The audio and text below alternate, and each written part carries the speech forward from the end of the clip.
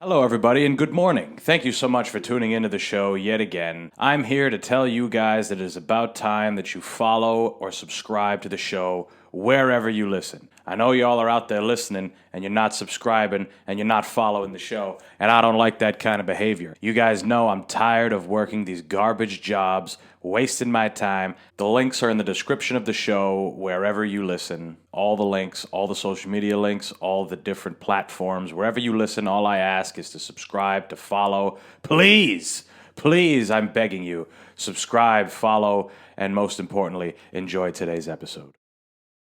Fellas, what's happening? Ain't not much. Living life, man. How you doing? Good. It's great to have you, Saheeb. You're back?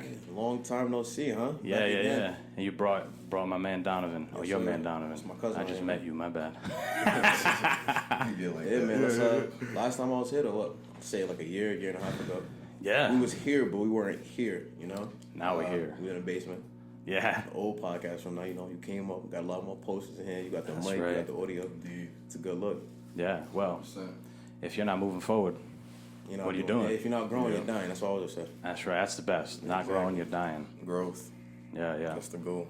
Yeah, I mean, when you were on here, we had no cameras. We were talking. You remembered. I didn't even remember that my shit wasn't set up. So we had no cameras. So we had cameras, but we didn't have cameras. Right. Had the cameras, weren't set up, strictly audio. Mm-hmm. What else? It's like the beginning of it. Yeah, when I first started it, I didn't have no video. It was straight audio. And eventually, you know, a lot of this shit is a learning curve. Because before this, bro, I didn't know nothing about microphones or different cables and I still barely know any You of know it. the thing I like about shit like this, though, bro? Yeah. I can curse on here, right? Please. Please. Please. Say every word, You know what I man. love about shit like this, man? Like, you see the growth, right? So, boom, you said you know about the mic, the cameras, all this other shit, too. Like, Yeah. you see with each episode of the podcast, you know, you see your growth from the cameras to how you talk to how you can control the conversations on a podcast more, too, you know? Right. That's what I like about, you know, when you see something start from the bottom like that, you know? Yeah. So, obviously, this is level 2 for you. Yeah, I can't yeah. see level 3, level 4, level 5, you know? Level up. Max level. Beat the boss at the end. Be the boss at the Exactly. end. That's right. I mean, the thing is, though, I feel like a lot of times you can always be a boss, even though you're not. You know, Right. You're always in control of what you can and cannot do. You know, That's right. What you will do and what you won't do, man. So Heard I feel that. like if you keep your boss mindset the whole time, you'll forever be in control of what you do. Yeah. I once heard one time, think as you are, not as you want to be. Exactly. So like Exactly. if your I can goal dig is it. to be a boss, think you're already You're already a boss. You know what I'm saying? You just just got to make sure now you make all the moves like a boss would do. You know, Right. like we're fighting, right? It's funny you say that. Like a lot of guys, they treat their amateur career like an amateur career, right? And then you see guys like that. They might just be, I don't know, an average fighter. And then you got the guy who's already in his mind a UFC champion. He's out there waking up, hitting the road work, you know, double, maybe triple sessions at the gym, the healthy meal plans, you know. He might be an amateur, but he's treating himself like he's a UFC champion already, holding himself to a higher standard. So it'll show in the fight when the fight comes, you know. I know we've seen him before, Yeah. Every time. every time.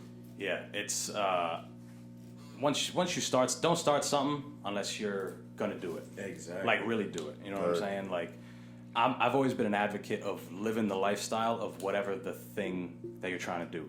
If you're trying to be an athlete, you got to live the lifestyle of an athlete, of a pro athlete. If your dream as a kid is to be a pro athlete, you got to eat right, just all the things you were saying. Yeah, exactly. If your dream is to make mad money at some point, you got to already think you're rich. You have to. You know? The thing is too with that, right? Think about it, and then you also have to take action too, right? That I think the action part is what separates the doers between the thinkers. You know what I'm saying? Or the people that just say they want to do something, bro. You have to take that step to actually go out there and start doing it, and not just do it one time, not just do it twice, but do it consistently. You know, like almost to a point to where you get obsessed with doing it. You know, That's the hardest part, the consistency. Consistency is key, though. Yeah. consistency is definitely key. Yeah. Consistency is definitely key, man. Well, discipline. That's too. you know, consistency and discipline is like the same word. Yeah, You know so what I'm saying? this is a saying you can choose between the pain of regret or the pain of discipline. Which one do you want to choose, right? Like, yeah, it might suck. It might suck not eating that piece of cake right now because you really fucking want it, right? But what's gonna suck is if you don't make weight for that competition That's right. in a week or that month coming up because you want to eat that fucking cake right there, you know? So it's like, which one do you want? Yeah. lot of people aren't honest with themselves. Exactly. Self-honesty is definitely the most important, because if you're not honest with yourself, can you really be honest with anything else? You know? Right. And other people. How do you form relationships with other people if you can't even be honest with yourself, you know? Honestly, man. And I think honesty is more deeper than like what you say too. Like, honest with yourself. Yeah. A lot of people try to live a life that's maybe something that they shouldn't be doing. Like, people that, not a lot of people are raised to go outside and party and rave, but a lot of people get caught up in the culture.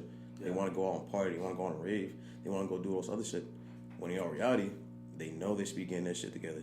They know they got shit they know they got priorities on the back burner right now. You know what I'm saying? So that's another thing I think about. Just be honest with yourself and do the things you know you need to do. Yeah. Well, it also makes a difference when you care deeply about what you're doing.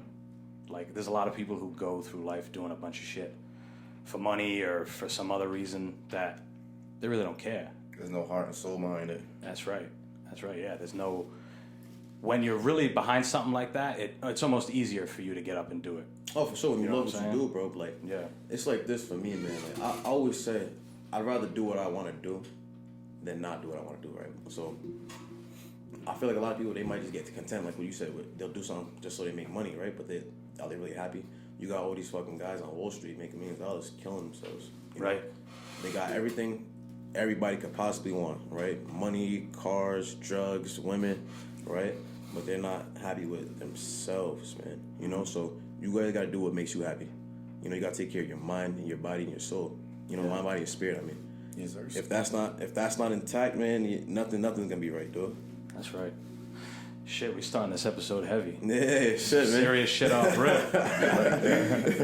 Something else that happened when you were on here the first time. I was asking about the music thing, and you were like, "We gonna see." Yeah, like, we gonna see. You didn't end up saying it then, but since then you put some shit out. Yeah, so did I have anything out at that time or no? No, you were like, I think you were putting out like little bits and pieces. Okay, so I didn't have anything out at that time. So right now, I dropped 2 songs.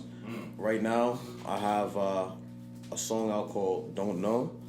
I got the song out on every single major streaming service. YouTube, Spotify, Yep. iTunes, all that shit. Go buy it. Check the link. Also got my first song, Hold It Down. Right now, music's a little slowed up more because I want to focus a lot more on training, my martial arts journey. Sure. I actually got a yeah, exactly, And on top of that, it costs a lot of money to do it too. It's an expensive hobby, bro. That's what they say. So isn't fighting. Fighting's also an expensive hobby. Yeah. It takes money, yeah, but also expensive in a sense of time. Like if you really want to train and you really want to get ready for shit, you might be training 2-3 times a day. Yeah. Then when it comes time to, do you want to go fucking to the studio, do whatever, it's like, I need to go to fucking sleep, bro. Yeah. I need to go home and eat. I gotta recharge, or I gotta go ice my body. So right now I'm just focused more on competing. After I got this, I got this competition come up January 22nd. Okay. For RCS, Regional Combat Sports Promotions. It's Brazilian Jiu-Jitsu match. My first match, bro. Nice. I saw first that. match, yeah, man. Yeah. Crazy, right, bro? So like you said on our last podcast, we started training around the same time. Sure. But I'm like one of the few blue belts who has never had a jiu-jitsu competition before. Right. Done the smokers, the kickboxing fights, Big but ups. never appreciate that, bro. Appreciate it. Just getting in there. But never competing. And mind you, it's not a tournament. My fucking first competition is a super fight, bro. Oh man. Blue belt super fight. Blue belt super fight, exactly. 7 minutes, submission only. And then I think it's a sudden death, or if there's no winner determined, it comes down to escape time or some shit. But I'm really focused on that because number one, it's gonna be a stacked card, dude. Right? We got my boy John Duma, who fights on Bellator, also competing on the card.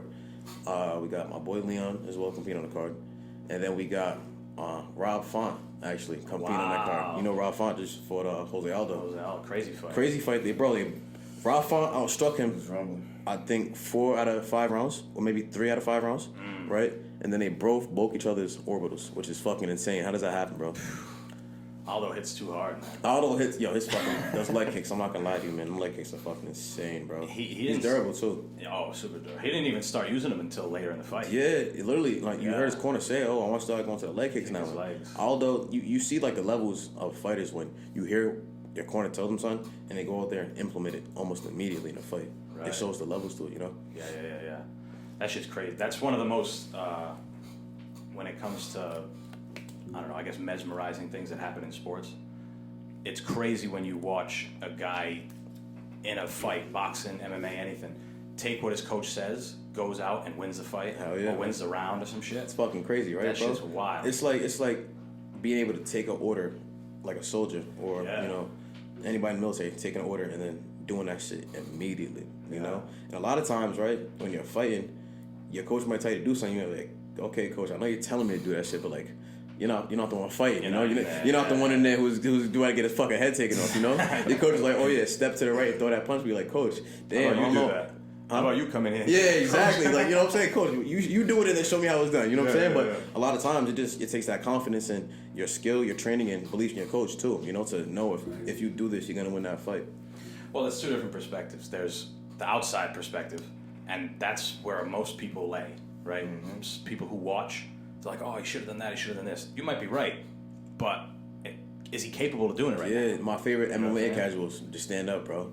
Yeah. Or I would have just slammed him. You know? Yeah. Dudes in a fucking armbar. Exactly. I Just would've grab his slammed head. him. Grab his head, bro. Yeah, like, bro, I'm not gonna lie to you. Like, people don't understand. A lot of these times when these fucking wrestlers get a hold of you, bro, it's not as easy as just stand up. You know what I'm Yeah. saying? They got your limbs No. trapped, bro. That's right. You go to stand up, It's you go to move your arm, they're situation. punching you, they're fucking kicking you, they're kneeing you, bro. It's brutal, bro. That's grappling. I think every MMA casual should be forced to at least go to one MMA gym and get one sparring session in. That's right. Just to see how it is, you know, just so they have a different perspective on. It's not as easy as just getting up. You know what I'm saying? Or it's not as easy as just throw this punch right here. Right. Just a guy to smother you. Yeah, man. Oh my god. Just that. bro. Just being. That's why grappling's crazy, because you can. There's moments. Obviously, it happens in striking too, but there's like moments where you feel like a little kid playing with his dad. Like, Yeah. dude's just way better than you. Yeah. He's like a wet blanket on your ass, and you're like, ah. Yeah, you know. So funny. Know what I think's so funny about this whole shit though, right, bro? Like, and I feel like in striking, anything fighting wise, right? Striking, stand up. You always have a puncher's chance, right, bro? You always have a puncher's chance. You can be getting fucked up, and you're just laying that one on the chin, bro. You know, everybody's sparred that one guy in the gym who they're better than, and he just catches you with something crazy, like maybe like a random, like literally a lucky shot. Yeah. You know, so okay, you got me. There's no lucky shots in grappling. I'm not gonna lie to you. You know, when somebody grabs you and does what they want with you, it's like, Yeah. you know, it's not, oh, I'm gonna do this because you're gonna do exactly what they want you to gotta do. know exactly what you about to do. Yeah, exactly, Yeah, bro. You gotta facts. know exactly what the hell you're doing. You know, you think you're gonna turn your back and get up, he's gonna kick you in your face or some shit like that. Or he's gonna just Yeah. keep you down, you know? That's right. Well, the thing is, in grappling, is you feel everything, Yeah. so it's harder to hide stuff. You know, where in striking, it's like, I threw a shot at a slightly different time, just randomly, and I hit you and you get dropped. Like, Yeah. that. You're right. That shit doesn't happen in grappling. Not at all, bro. It's a Very whole rare. other, it's a It's whole all other- calculated. Yeah, bro. Like you see Khabib, bro, fucking mauling these guys, making everybody scared of him. People just can't get up against him. Yeah. Did you? Speaking of getting up, you watched the fights last night? I was watching them, but my legal stream stopped working. So, Of course gosh, it did. Yeah. you want to know when it stopped working? When? Juliana Pena was beating that ass. Bro, I told everybody, I said, listen, I don't give a fuck what anybody says. Juliana Pena, right? Venezuelan vixen, she's taking the dub. Everybody's like, bro, a man is a killer. I know a man is a killer, right? But the thing about Juliana Pena is, I feel like she's always been that fighter that is just good at upsetting, you know? She doesn't look like the most intimidating fighter at all. And I think that's what a lot of people get it twisted, because at the end of the day, she's a fighter. You know, she Right. has that dog in her. Who do they have the mutual opponent? Sarah McMahon, I'm pretty sure, right? Yes. So obviously Juliana watched her, right? And Sarah McMahon like beat up Amanda Nunes. So I knew off of that. A lot of people might be like, okay, just because A beats B doesn't mean, you know, C beats A. But it's Sure. like with certain fights, I feel like you can determine that. You know, when there's a certain level of fighter. Yeah. If that makes sense. No, I see You what know you're what I'm saying? Yeah, you're right. Some people do fuck around with that MMA math. Like, Yeah, this yeah, guy yeah. beat this. And most of the time, it's like, that's not how it works. Most of the time. Not It's realistic. not. Yeah. A lot of times it's not. A lot of times it's not, because every fighter is different Every and fight's styles make fights. Yeah. But I know for a fact, right? I don't care who you are. When you face somebody who doesn't respect you Yeah. for who you are striking wise, and everybody else just crumble under pressure, it's like, what the fuck? It's a whole other ball game. You know, when you have that dog in your face who wants it just as bad as you do, Yeah. it comes down to will, and then when all else fails, your skill too. You know. Right. Well, that's the thing. Same thing happened. Kambosos and Lopez. Oh man, Nobody had Kambosos was 7-1. See, I had Kambosos. Did you? Yeah. I had Kambosos, right? Yeah. So the thing was, like, leading up to the fight, I saw how Teofimo was. I think I'm a Teofimo fan. I like Teofimo. I'm a big fan of the Four Kings. You know him, Ryan Garcia, Tank, and Devin Haney, right? Yeah. I've been following this like religiously for the past year. Right. I'm a big fan of Teofimo, right? But I feel like he kind of maybe got a little big-headed off the Loma win. Because I'm not gonna lie, for that time, beating Lomachenko, that puts anybody on top of the fucking world. You're a young kid beating Lomachenko, the guy who couldn't be beat. 24 years old, the guy who couldn't be beat. You know what I'm saying? Obviously, we look back at the fight and be like, yeah, Lomachenko might have started a little too late. We can say whatever we wanted, but at the end of the day, Teofimo won. Right? He fights Kambosos and gets dropped in the fucking first round. Mind you, right? A lot of people don't really know who Kambosos is. That's another reason why they were writing him off. People don't realize Kambosos was over here sparring with Manny Pacquiao for years. Giving him 20 rounds damn near every time they sparred, you know? Way back. Manny Pacquiao, bro. Been doing it, you know what I'm saying? So there's no surprise when you have somebody who's been sparring, a guy at Manny Pacquiao's caliber, going there fight somebody who's a younger kid, right? With a lot of hype. Yes. I feel like. No, it's true. Well, the thing what happened was... Shout out to Teofimo Lopez. I do fuck with him. Oh, he's a beast. Yeah, he's a beast. Indeed. Yeah, but the thing is that Teofimo came into this new fight, this Kambosos fight, with a lot of hype behind him because of the Loma thing. Yeah. Kambosos never really got a big fight until Teofimo. Yeah, I think that might have been his biggest payday, if I'm not That's his mistaken. biggest one. Yeah. And it obviously paid off. He's a champ now. Mm-hmm. But he was on the Joe Rogan podcast recently, Kambosos. Okay. And he said going into that fight, he knew he was going to drop him in the first round. Because he said he read Customato's book, and it was like how to beat a bully, kind of. Okay. It's like you go in there and hit him with your hardest shit. Oh, yeah. Make him respect you. Change you know? the whole. It said it's going to change the whole dynamic of the fight, something along those lines. I do remember hearing him say that in one of his interviews. Yeah. Lo and behold, he respected him the rest of the fucking fight. That's what happens. I mean, Juliana Pena, she's standing there, landing 1-2 after 1-2 after 1-2 against obviously the greatest female MMA fighter of all time, but the hardest puncher as well. Mm-hmm. The hardest female puncher, I think. Yeah. Specific, like striker in general, like, and she didn't give a fuck. You know what it is? It's that I don't give a fuck too. So with But Chris is she Cypher, better on her feet or better on the ground? but honestly, she bested her in both. It was a dog fight. I feel like She for what finished it her was. with a choke. She finished her with a choke. Juliana, yeah. It was kind of fast too. The choke happened faster than she tapped faster than I thought she would have. She was tired. That's what it is too, though, right? When you have somebody wearing on you too, like, yeah, she's a hard puncher, but like when you have somebody who's in your face and can take your shots and maybe is rolling with the punches, so you're not landing as clean as you want, and they're just cracking you too, like, you know Richie, right? Richie, yes. Santiago? Yes. Oh my God, bro, dude's a fucking bully. That's what he does. You know what I'm saying? He's bro. Richie is the type of guy, bro, right? He does not care who you are, bro. It does not matter who you are, how big you are. He's hitting you, and that's all that matters, bro. Right. Like, even if he has to take one to do it, he might take one, but you probably gonna eat 2 or 3 of them. You know what I'm saying? He's gonna Bad beat ones, too. bad ones. You know. Shout out to my boy Richie Santiago, man. He was a killer. That's like, what's the dude's name? Lineker. You ever watch John Lineker fight? John Lineker. He used to be in the UFC at 35. Fuck, I feel like I definitely know who that How is. far did he take it? He was doing well. He lost to somebody really good. He might have lost to TJ Okay, that's while he was on drugs. man. TJ was my favorite fighter. Wait, if I what found weight out. class is this? 135. One of my favorite In fighters. MMA. You're talking about, this is UFC? Yeah. TJ Dillon show? Yeah. Version. Yeah, that boy. That might have been one of Lineker's last fights, but you watch that guy. I do know who Lineker is now. I think about it. Yeah, Yeah, I think he's Brazilian. Yeah. But he just hits mad hard and has a rock chin. So it's like, it's almost one of those guys when you beat him, you just like, you didn't win, you survived him. It's like Yoel Romero. Okay, yeah, You're in a war. Yeah, like, bro. He hits you once, you're like, oh. It hurts when you hit him. It hurts when you hit him, bro. It really Yeah, hurts. the impact. That's what they say, right? Yoel, like you hit him and it Somebody hurts. said his body feels like steel or some shit like that. Adesanya says he just feels like a human being. Right. That's Izzy though. Some guys said they fucking hit Yoel on his fucking legs and. Supposedly Yoel is actually like a biological freak because he broke his orbital against Whitaker. Whitaker kicked him in the head or some shit, or left hook or some shit, broke his orbital. And well, you couldn't fucking tell. You could tell when someone's orbital's broken. Your fucking eye gets shut. Yeah. That's true. But he was in the hospital, and the doctor said he had never seen anything like it. And his bone fibers and muscle fibers, and just in his face, were like X amount thicker than average. Oh shit. Like it was like some crazy shit. He's Cuban. You know what I'm thinking of though, right? Cubans are sickos. Was it maybe like all right, so think about this, right? I'm thinking old school karate. Yeah. You know, you punching the fucking stones, fist strengthening, right? I'm not gonna say he was doing that strengthening shit to his face, but like years of sparring, years of taking hits, years of wrestling, banging your head against things. Maybe that years of callus in your bones. You know, Could be. Maybe I don't know. Yeah. Who's to say? Maybe there's something different in the Cuban water though. You know. It is, dude. They play shit forever, like baseball players. Yeah, you do notice that, right? They play, or what's the dude's name in boxing? Luis Ortiz. How old is that motherfucker? He's like in his 30s. I'm pretty sure. Do you think? Yeah, I think he might be a little older. But late 30s, maybe early 40s. Yeah, something like that. But they just keep going. I don't know what it is. Yoel. I'm trying to think. Longevity. A lot of guys like that too. They're training. They kind of train similar to the Thais in the sense of like their sports. They train hard, yeah, but when they're sparring and shit, they're not trying to kill each other.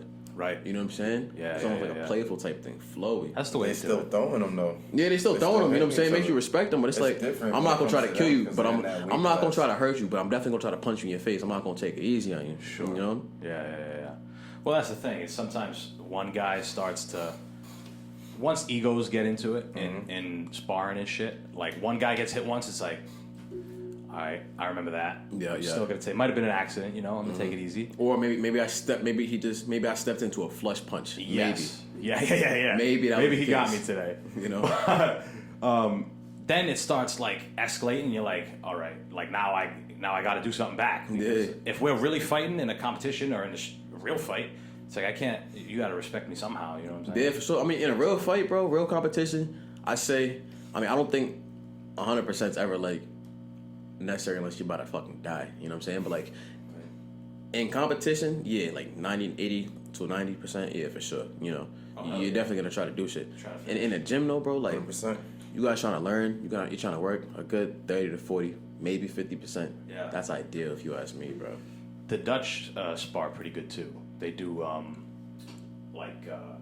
don't know, 50, 60 to the body and legs. Okay. And then like 20, 30 to the head. Okay, So yeah. you're kind of conditioning. Protect your being. Yeah, I don't mind that either. Maybe even Yeah. go a little hard to the body too, because Yeah, when your yeah. body gets used to absorbing shots, that definitely gets you a lot stronger. And to get that down in the head, to know that's exactly what you're doing while you're sparring, you know what I'm saying? Yeah. At that time, that takes real training. A lot of times you have So- gentlemen's agreements too. Like you guys will spar like hard as fuck to the body, but just touch each other to the head. You know? Yeah. That happens in That's real always fights fun. too. You ever hear Kevin Randleman when he fought Boss Rutan in the UFC for the first ever champ, I think. No, Mark Coleman was the first champ. I don't know. But him and Boss Rowan fought though. Yeah, it was early on. Kevin Randleman and Boss Rowan fought. I never even knew that. Yeah. Two fucking legends right there. R.I.P. to Kevin Randleman. Yeah, right. Crazy. He was a fucking freak too, Fucking huh? bro, dude was a tank. They said to each other, he's like, hey, I won't shoot a takedown off the bell, like off rip, if you don't kick me. Right? That's what dude said to Boss. And Boss Okay. was like, yeah, I went out and kicked him, and then, got taken down and laid down for most of the fight. Yeah. Boss won, though. It was like a controversial decision. Okay. One of those. But it was Unanimous. early in the UFC. Maybe a little bit of politics has something to do with that. Maybe. Gotta go back and watch the fight. Yeah, that's one you can't find anywhere. Boss. It's one of those fights, huh? Yeah. One of the first UFCs. They gotta man. release it. Maybe on like ESPN Fight. They had classes around this time, or it was just straight UFC? This is probably This is that's probably like when guys are doing shit in their basements and shit. You know what I'm saying? Like you had a garage, you was doing classes like that. And then I don't think they were like around that time. There were a lot of like MMA gyms, right? there weren't a lot of teams. Not at all. There was, there was Randy Couture's team. It's Extreme Couture now. That's like his team. Yeah. But where he came from, I forgot what the fuck it was called. There was like one or two teams. Put it that way. Shoot the Box with Okay. Shoot the box. with fucking Vanderlei. Okay, that's just the those guys, wrestling string with the Brazilians. takedowns really well, right? That's what shootboxing is. I'm pretty sure. Well, no, the name of the team was Shoot Box. Shoot the box. Yeah. Okay, Brazilian. okay. Not like shoot box. Okay, not like No, shoot box. no. Yo, Vanderlei was putting in work in his time. Yeah, Oh, he used to call that man. dude the His time, fucking. yo. You know what his nickname was, bro? The fucking axe murderer, bro. Like, Wait, what? what kind of dude? What kind of guy do you gotta be to get the nickname the fucking axe His murderer, looks bro? was serious. What Dude, the everything. fuck, man? He would when he would fight in Pride. He fought early in Pride when they still left soccer kicks and head stomps. Oh shit! When you could So, kick like- on that when they're on their knees and shit, right? I heard ground. about Pride, but Back in the day. what's the real difference between Pride and like UFC now? Well, is there any disadvantages rules- or? I'm not gonna lie, you probably had way more advantage. Pride is the closest thing to a real fight back it's then. a lot closer. Yeah. Yeah. And you get you lose points or you get penalized for inactivity. Whereas in the UFC, you don't necessarily get you could win a fight laying on a guy. Yeah. Striking every time the ref says, I need action, as long as you give action, they'll keep the fight going. In Pride, back in the day, if you're laying on a guy and you're not trying to advance position, or if you're on the bottom and you're not trying to get up or attack submissions, you get penalized. And they'll stand the fight up and start it again. That was back in the day. I mean, that's she might want to bring that rule back. The fucking soccer kicks are crazy because, bro, nowadays you cannot bad, too. I mean, you can't. So it's kind of funny when you think about it, right, bro? So if you have a grounded fighter and a standing fighter, the grounded fighter can kick the standing fighter in the head, right? But the standing fighter can't kick the guy that grounded head. I think that's kind of bullshit if you ask me, right, bro? I see what you're saying. You can kick me in the head, yeah, but I can't kick you in the head just because you're on the ground. Maybe if I can't kick you in the head, you shouldn't be able to kick me in the head, you know? Right. I think they should bring soccer kicks back, though. Why not? Yeah, I mean, I think what the UFC is like, that shit ain't marketable. You know what I'm saying? Like people, like you kids watching that shit. Parents are like, "Oh God, now kids got video games." Yeah, bro. What, bro? They want to be. You know what I was doing as a kid, playing fucking Grand Theft Auto, killing people, bro. That's true. That's what the fuck I was doing as a kid, bro. So That's true. I feel like They're still doing UFC's that. not that bad. But then again, I don't know, man. Getting the fights as a kid, shit is brutal. Yeah. Nothing compared. Actually, nah. You know what, bro? What was that fucking 50 Cent game, bro? Get rich or die Bulletproof. trying. Oh, Bulletproof. Oh my god, you ever played a fucking video game, bro? Bro, I remember wanting a legendary. 50 Cent game. There Bro. were like 2 of them, and my parents were like, "No." There was Blood on the Sand, and then it was Bulletproof. Yeah, bro. Bulletproof was fucking crazy, bro. Yes, One of the those most games. iconic games in Right, the Blood in world. the Sand was number 2. Yeah, bro, Bulletproof Bulletproof was the Blood in the fucking Sand shit. wasn't touching Bulletproof though. Bulletproof was so one. official, If so you- original. It's I not highly even- recommend, oh, bro. man. Like, That's if you what I ever heard. get another gaming console, if you If was they to buy another remastered that PS2, nowadays. oh yeah, if they remastered it, I'll definitely get it. Yeah, I heard they might be remastering the old Fight Night games. It might be They are. That would be fire. That'd be sick. Yeah. They are, yeah. Same characters from back then or modern day characters, modern day fighters. Probably both. You might have to Probably a beat, little you know what I'm both. saying, like beat a little bit of the game to get the old characters up. Okay. Back, that's- but it's definitely gonna be better than what it used to be. I'll tell you that. Bro, we haven't had a fight night since fucking when? How long has it been, bro? It's been since like 2009 since the last Fight Night came out. Bro, that's like, bro, You I think can't. so? A little bit. No, I'm agreeing with you. I'm saying, yeah. Damn, bro, I'm not good at mental math. I don't know how fucking many years ago. And that was like Fight Night Championship, right? That was the last one that came out, and then they continued it. What about, I remember last fight night I remember playing was when I had to fucking beat Isaac Frost. It took me fucking 100 Isaac times. Frost, You know yeah. that fucking dude, bro? He was Oh Andre. my god, Andre bro. Bishop. Yeah, bro. What Andre the Bishop. fuck, bro? Yes. Bro, That was the I think that was the like last 5 one. o'clock in the morning trying to beat this dude. Was it the last one? I think it might have been. Fucking hey, bro. I feel like there's an algorithm that will not let you beat him the first time. No Did matter you what guys know do. that Andre Bishop is a real person in real life? Yeah, Playing they, as a character? yeah, bro. They based it off a real Yeah, person. Yeah, yeah. man. Oh shit. Was he a boxer? Nah, he wasn't a boxer. He was like he had like a gym and recreation type background. Yeah. But he wasn't like really boxing. I think it was just like He fit they the character, he yeah. fit the character. They came across him in some type of TV show or something. EA, and it was Right. like sent him whatever. Got a hold of him. Was like, yo, we want to pay to put your face, inside the game, and he got paid for it. He did a whole little. Not like a little biopic on nothing, but like a little conversation on a podcast just like this. Right. Yeah, that's crazy. That's the access everyone has now. You put some shit out, somebody might be like, "Damn, that Saheeb kid's dope. Let's Yeah. give him a show." Yo, I'm like, yo, listen, man. I've been staring at this poster for a little bit, right? Yeah. Now, is there a thumbprint on the Simian, or am I like tripping right now? It's like an effect. Okay, It's all right. supposed to look like a thumbprint. Okay. Yeah. I'm looking at the post. Oh shit! I'm looking at the poster, and then I'm looking at the sticker. I'm like, bro, I know I'm not tripping right now. It looks like this dude's made out of a thumbprint right now, though. Yeah, I made the cover art before I even came up with the name. Oh, you made the cover art yourself too? Yeah. Oh, shit, all right. It was easy. Anybody could do that. I mean, man, I probably couldn't do nothing like that, dude. Anybody could do it, but what makes it, you know what I'm saying? What makes it unique, what makes it individual, one of one, is it was your idea. That's your Yeah. creativity. You feel me? So Right. For sure, man. I mean, all my cover arts, bro, I fucking pay like $60-70 for somebody doing for a Do song, you? you know? Yeah, man. Yeah. I feel like, yeah, I'm artistic, but like somebody that's in that space can probably articulate that better than I could. Oh, sure. You know, they know what the fuck they're doing. I don't. Yeah. No, that's I think our generation is learning that and learning that you can outsource different things. Like you don't have to do all your shit. Yeah. I think honestly, people say, we're millennials, this or Generation X, we're shit, we're trash. But we're the smartest generation of all generations, dude. Oh, yeah. Right? So far, we're also the richest generation of every generation, too. You know, everybody, is learning how to outsource things. Everybody's learning, trades. Everybody's learning there's other ways of, getting out there and making money and doing other things. But you got fucking 16, 17-year-old millionaires off of cryptocurrency, bro, right now. You got kids on fucking YouTube. And I don't know if anybody's into it, but, just real quick, Shiba Inu. That's the new one. Shiba Inu skyrocket. If you do have any Dodge, do not sell it. I'd say hold it. If you do have any Dodge, 100%. Keep that as well. Interesting. Yeah, I'm this time people realize the importance of independence. You know what I'm saying? Like, mainly because a year and a half ago everything was closed. Nobody had no jobs. Oh my God, had nothing. A lot of guys got fucked over, dude. Yeah. That's when so we was training the fucking gym, boarding up the windows, acting like we wasn't there and shit. Yeah. Wiping everything down. Yeah, bro. Training illegally, bro. What the fuck, man? That's crazy. But everyone realized it's like, not only can we do other things and make money other ways, but you probably should. Yeah. Because some shit could happen. You know what I'm saying? You definitely probably should. It's always good to make money in other places. Always have a contingency plan. Yeah. Yeah, people don't plan for that shit. People don't. And you know what though, bro? Yeah. So the smart people really plan for it though, bro. Like, the guys, the guys that are these business owners, the millionaires that walk past every day that we don't know. Yeah. Those are the guys that are smart because they know something's always coming, right, bro? Already. You gotta think about it, right? During every time, every pandemic, every major disaster, every time there's a major disaster in the world, there's always a chance for people to make money, right? Always. I'm not trying to sound like a guy in conspiracies, but this is actual real shit, right? You got to think about it, right? During COVID, bro, what prices went up? None.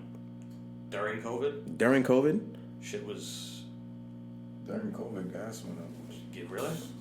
Yeah. I'm thinking like, I don't know. I was, gas, bro. As you were and saying. And then what happened with you remember the pipelines, right? When the whole pipeline situation, gas price went up too. You got guys over here fucking putting gas in fucking plastic bags and shit. You seen all the fucking videos on YouTube, bro. Fucking insane, right, bro? So what I'm trying to get at really is like, there's tons of things for people to make money, right? So paper towels, right? Everybody was getting fucking paper towels. Everybody was getting fucking toilet paper. Everybody was getting canned food and all this other disaster shit, right? Sure. All the products people buy during disasters because shit's gonna run out. So the smart people, like the millionaires walking around, the guys that are investors, dude, they're investing in all these companies. All these guys, because their products are getting bought up and shit, they're the ones that's getting rich and profiting from it because they're like, you know what? We invested in all these companies for a perfect time for something like that. You know, so that's something that I've actually been trying to get into too. Realizing that, the smart people think about times like this. They think for the disaster. They think about when things go wrong and when to make money and when to take advantage of times like that, Right. Now, historically, recessions and like depressions all over the world, it's bred millionaires. It's bred years of prosperity because what I thought you were getting at when I said none was like in the stock market. Okay, yeah. Okay, You know I see what you mean. There's a sale. When a recession happens and the market's down, everybody's selling shit so they get their money. Yeah, that's very true, very true. Everyone sells, and the smart motherfuckers know everything's on sale. Let me buy all this shit. Because yesterday, this was $100 a share. Yeah, you buy the dip. Yeah, exactly. Dip. Yeah. Everybody knows buy low, sell high, bro, right? Yeah. Basic shit for anybody that's investing or even anybody that flips anything. Shoes. You buy the shoes when they first come out, wait for them to fucking skyrocket in value, boom, sell them right there. That's right. It's a cycle. Yeah. It's unfortunate during this pandemic, though, like we were so distracted by this, variant or whatever you want to call it nowadays, that people who were investing in cryptocurrency, a year ago, they only maybe put in a small amount, but now it's like through the roof. Yeah. Through the roof, people who are actually, thinking realistically. Such a distraction with this COVID going on, but now I feel like I don't even pay attention to it. That's all I really focus on is crypto. Honestly, it's the way, it's the future, bro. Cryptocurrency. Yeah. I got a few apps. I got Coinbase. I got Voyager, but I try not to. I'm not trying to have mad different brokerage accounts. Yeah, I see what you mean. Yeah, man. It gets to a lot. Use one or two apps because it does become a lot when you're trying to watch the different ratings, going up and down, and certain ones are just easier. Like it's just right there. You know what you got. You know how much you've already invested. what the dip is looking like. You know when it's gonna go up, or at least you have some type of guess. You know, you got like Educated an guess, estimate, yeah, an yeah. educated guess. Yep. Yeah, no, I feel you. So this is actually funny that we're talking about this. I got a bachelor's in finance. Okay, that's right? dope. So, but when I got it, which was, 2019, crypto was still, Bitcoin probably hit big by then, right? 2019, if I remember. It was definitely growing, but, Yeah. but cryptocurrency is still to this day is still not. Now it's like a boom. It's booming, but it's still not really like. Yeah, it's booming, but it's still like one of them skeptical topics because it's not everybody's taking it. You know, Yeah. people starting to take it now, That's me. but like nobody really knows the real value of it yet. You know what I'm saying? That's right. Yeah. Well, that's why I'm kind of happy we're talking about it because we have different ideas, different views about it. Yeah. So, like for me, there's definitely money to be made. I 100% sure, agree with that. for And, sure. and if you can get it, do it. You know what I'm saying? By all means, take advantage of it. Who gives a fuck? Right away. But in my mind, I'm always thinking long term. Okay, of course. Everybody, the smart guys think long term. Sure. So in my mind, it's like, okay, is this going to be a currency legitimately? Can you buy things with? You can already. Mm-hmm. You can already do that with some of them. But by that point, it'll be a legitimate currency and it'll act like a currency. Because right now it acts more like a commodity. You know what I'm saying? Like gold. It changes different prices. You can buy the fluctuations. Yeah, we call that God's money right there. Gold, Right. Any precious metal. You know what I'm saying? It was here Yeah. before. It's gonna be here after us too. That's right. Yeah, a lot of the precious metal investors, they even prefer having the physical shit, physical gold, physical silver. Because you know what I'm saying? You can't deny what's right there in front of you. That's right. It's all good. We drop shit all the time. Another thing for me is how anybody can kind of make one. What do you That mean? shit's weird to me. Like It is mad weird. Make- people can make one just what? code a cryptocurrency. Oh yeah. It's funny because like a lot of these cryptocurrencies start off as fucking jokes, right? Yeah. Shiba Inu, fucking meme coin with a my fault, Dogecoin, fucking Yeah. a dog over Shiba Inu, fucking smiling. Yes. And a whole bunch of guys. I'm pretty sure it started on Reddit if I'm not mistaken, right? Probably. A lot of guys. Oh, let's see what the price was. Let's see what we can do with this one. It fucking ends up being one of the biggest things of the fucking year. Yeah. Turned Huge. many fucking people millionaires in Bro, a few months. I knew a kid that had like, I don't know, 6 G's worth, and he sold it before like the big, like Wait, the main. 6G. So he put $6,000 worth into it, or he had Yeah. six. Okay. Yeah. I think that was like his initial investment, 5 or 6 G's. And Dude would have been. he sold that shit, and when it hit, like when Doge hit like its biggest whatever, the first like peak, he screenshotted his shit, and it was like 1.5 mil. If he had kept it right if he there, kept it. and he probably would have been putting more money in there anyway if he kept it in there, right? Yeah, maybe. Bro. Maybe I'll take some of it. Hey man, you fucking diversify. the regret right there, right? You see that money? Yo, you see that money? Oh my god, I made would've lost $6K. my Boom. mind. See, it's scary though because you don't know if it's gonna go up from there or not. You know, you really don't know. What bugs me out is you were saying something. You just said it like a minute ago. How we can, if we got the skills, if we got the knowledge, we can just come up with our own currency. Yeah.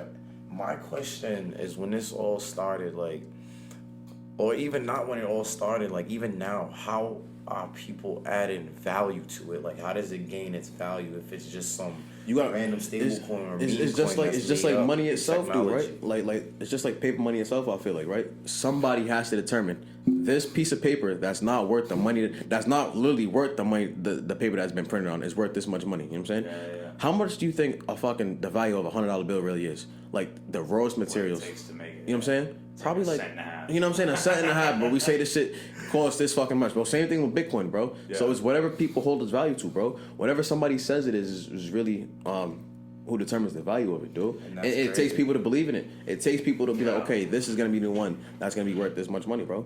Bitcoin started off on percentages of a fucking penny. Yeah. You know what I'm We saying? burn these Percentages of a coins. penny.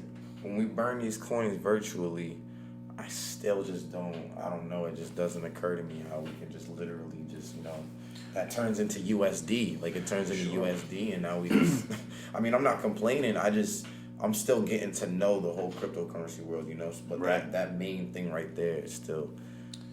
Well, that's one of the other kind of like things you could pick to be skeptical about, because when a stock is issued, when a company issues a stock, when a company goes public and you can buy shares, Yeah.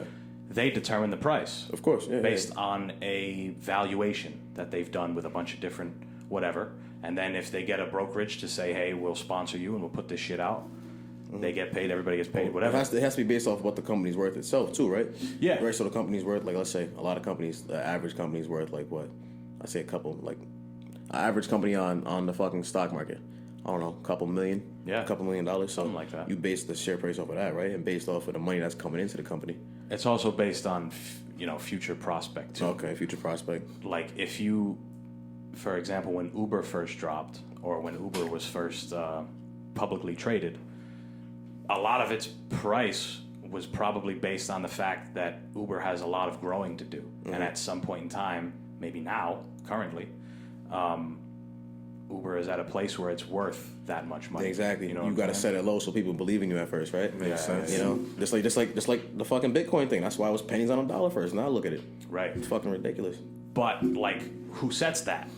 You know what I'm saying? Like, how does that? It's right. It's a good question that you had. Like, who specifically sets? Who's that guy? Who is that guy? Who has that power to say, okay, I just made this computer program. I'm not gonna lie, bro. I might kind of want to be that guy, bro. I got probably powerful as hell. It's supposed to be a coin, but yeah, if you press these buttons and you do this or whatever, it's like you can just literally look at your bank account and now those coins that was just virtual coins is money. Like I said, I'm not complaining. I just want to know the science of it. Well, something that can happen artificially is. It happened with Wall Street bets. A whole bunch of people collectively been buying for years. Mm-hmm. Oh, you mean the whales? Well, that's like real life. But you're right. Whales, like people who buy big net worth. You know what I'm saying? Yeah. Or institutional investors. If they put a big sum in, the price is going to go up. Yeah, for sure. You know what I'm saying? It's going to be more valuable. The company's going to be more valuable. So like when Meek Mill goes on Twitter and says, yo, should I invest in this Doge? He bought like 50,000. He's getting people to say, yo, Meek Mill just bought Doge. I'm going to buy Doge. Mm-hmm. So now everybody's buying. So he bought low. He gets everybody on board. And now the shit shoots up. It's funny. Meek got all the street guys and hip hop guys buying crypto for that. Yeah. Fucking, it was funny as hell, too. You know what else, bro? You know what's so fucking funny when shit like that happens, though, right? Because I remember when Elon said, don't sell Dodge, or he was saying buy Dodge, right? Same thing. It's funny. Around that time, all these guys saying, yo, buy this and go up, right? As soon as you buy the motherfucker, they take all their money out. Boom, these guys get richer. Now the shit's worth less than what it was originally, bro. You know what I'm saying? You got a lot of these guys. I'm not trying to sound like one of those guys, but like a lot of these guys will promote something, and then it's like, okay, guys, now that we have all these other guys into it, let's take our money out. That's exactly what it is. That's the truth. That's what goes on. Got your ass. Yeah, that's what goes on. Pump and dump. That's what's the dude's name? Jordan Belfort. That's the whole movie. Wolf of Wall Street. Yeah, man. That's his whole scheme. This fucking guy. He's like, we're gonna sell, and then once it gets to a certain price, we'll sell to everybody, and then we're gonna buy it all back for fucking pennies on the fucking drop shit. That shit down. Pennies on the fucking shit, man. Jordan Belfort, bro. Hey, smart guy. Yeah. Might have been, you know what I'm saying? Might have been an asshole to a lot of people, bro, but smart ass guy right there, man. Yeah, it's crazy. He not auditioned. What's the word? Interviewed. Jesus. He interviewed for his job at his first brokerage. He pitched a stock to the people he was interviewing to. Oh shit! That's how he got the job, huh? Yeah. And the guy said, "You're either gonna be a millionaire or you're gonna be in jail." And the dude was right about both. That's fucking crazy, huh, bro? Hey man, somebody hire that guy to tell somebody else's future, huh? Yeah. I'll be wanting to invest, but I feel like I'm gonna find myself in a situation like that movie with Vin Diesel and Nia Long, Boiler Room. What is it? What is it? The Boiler Room. You never seen it. You seen it before? See? Nah, you gotta hip yourself to the I Boiler haven't Room. seen it myself, but I know it's like a famous stock. Let's hear about it. I never heard about it. Let's hear about it. I don't want to tell you about it if you ain't never seen it. No spoilers. No spoilers. Nah, you gotta watch that. Give me like the concept. Never seen it, go watch it, bro? especially if you're in the cryptocurrency or any type of stocks, because it's not the same thing. But the exchange is pretty much just you're still investing. You're still buying the dip. Selling high, buying low. Pretty much the concept of it is like, they were doing their own little hotline of some type of stocks. It was like it was almost like a family business, but not, it was like handed down to Vin Diesel. Okay. Him and his boy, they got a team together and they were making cold calls, trying to have people invest. So basically it was like a Ponzi, stockbrokers, but for them it was a Ponzi scheme. Right. Okay. You was investing into nothing. Whatever, you know what I'm saying? If they got successful, These motherfuckers just getting free. They just getting stealing your money. Just stealing your money. And now they calling back, and and then they go like that. That's like when That's why I don't. That's like the modern day. Yo, you got Bank of America. I can't be that one. That's like the modern day. Yo, you got Bank of America. Get you money, exactly. bro. It's like you ever had anybody ask you if you had Bank of America, anything like that before? You already know what's next. And like, this is a scheme out. Guys that are outside really know about the scheme, right? You hit up somebody. If anybody hits you up talking about, yo, if you have Bank of America or anything, you can get you money, TD. Really? Or you need your bank information, right? I'm not gonna lie, right? Some people do this shit and they give some people and some people actually get you fucking money, right? Yeah. Like they'll go cash a fake check or some shit like that. Whatever the fuck they do, right? They'll pay you. They'll be like, I don't know, like $10,000. Somebody will get. They'll pay you like $2,000 and take the AK, right? And then other guys, they'll be like, yo, it didn't fucking hit, right? So nah, we didn't get any money. They cash the check in your name, take the fucking money. Next thing you know, you getting a fucking call from the cops. Oh, you frauded the bank. Call, you gotta knock at the door, but the FBI, whatever the case is, you know what I'm saying, bro? You get burned. They're one of those, bro. Talk to you, fam. Well, what's cool about now is everybody is able to buy their own stocks when they want. You don't need a stock. Yeah, man. You know what I'm saying? Like everybody's a genius almost, man. Another interesting thing, I had my finance professor on here one time a little while ago. That's dope. Yeah, he was great. Shout out Kamal, Professor Kamal Satsiaglu. I still can't say his last fucking name, but it's okay. We were talking a lot about how you can have two different groups of analysts who think the complete opposite. Yeah. And both of them could be right. You know what I'm saying? Like when it comes to finance and shit and stocks, I try not to give too much advice because some people make more money than me based on what they do. You know what I'm saying? Yep. Like if you're really in on some shit and you think it's gonna blow up and you feel like holding on to it, everybody's got a different risk tolerance. I might be like, I don't know if I want to invest in Dogecoin or shit. You know what I'm saying? But if you're in there and you get paid, hey, it doesn't mean anybody's right or wrong. Exactly. You know what it is though? Everybody has their own set of rules that they follow when it comes to certain things. Like there's certain sets of rules of money. Like Warren Buffett's one of them guys to where he invests, but he strictly invests on things that he knows about. Yes. You know what I'm saying? And for a long time. He doesn't want to get rich quick. Bro, he's invested. He has not invested in any new companies besides the ones he's invested in when he first started, bro, which is Coca-Cola and a bunch of other ones. But he invests on shit that he knows, right?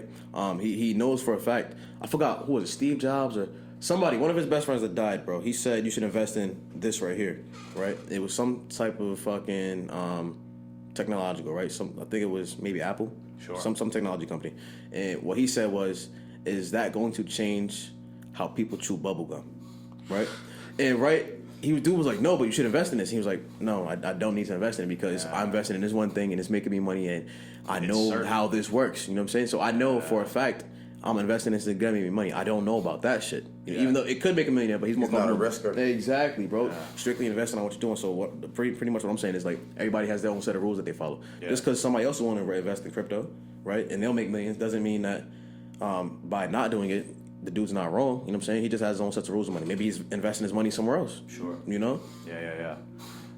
50 Cent had a similar. You probably heard it before when he said he was in the store and he looked at one bottle of water and he's like, I had 99 cents, and another one was like $2.99. And he's like, I'm gonna sell water. Bro. No bullshit, bro. You know what I'm saying? He said, bro, the one thing in the club that does not change is fucking water, bro. And in the club, they jack the price of fucking water up for whatever reason, too, bro.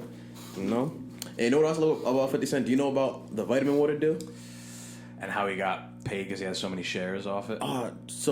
Yeah, but I don't know too much about that. Right. What I'm talking about is like how he made his own flavor, or whatever. Right. So I guess they wanted to give him like some, want him to endorse some like, I'm not gonna lie, probably sound like a fire flavor, but like some tropical lychee type flavor. You know what I'm saying, dude? Dude, 50 Cent's New York dude from the fucking hood, bro. Nobody in the hood's going to buy some fucking lychee. You know what I'm saying, bro? Where's the grape at? You know what I'm saying? Everybody in the hood, where's the fucking grape at, right? He's like, fuck the lychee flavor, bro. Let me do the grape where I can appeal to everybody, you know? He stuck with what he knew. You know, and it paid off, bro. Well, he did. He's an extraordinary like inspiration. Yeah, man. When it comes to honestly, I think he's a genius. Yeah, you know, he's definitely literally a fucking genius. Yeah, he brands everything. He does exactly like what you're supposed to the do. epitome of entrepreneur. So what does he got, bro? He got liquor. He got shows. Clubs, TV shows, music, residuals. Music. Fucking bro, what? The vitamin water deal. Like fucking what else? He had G Unit.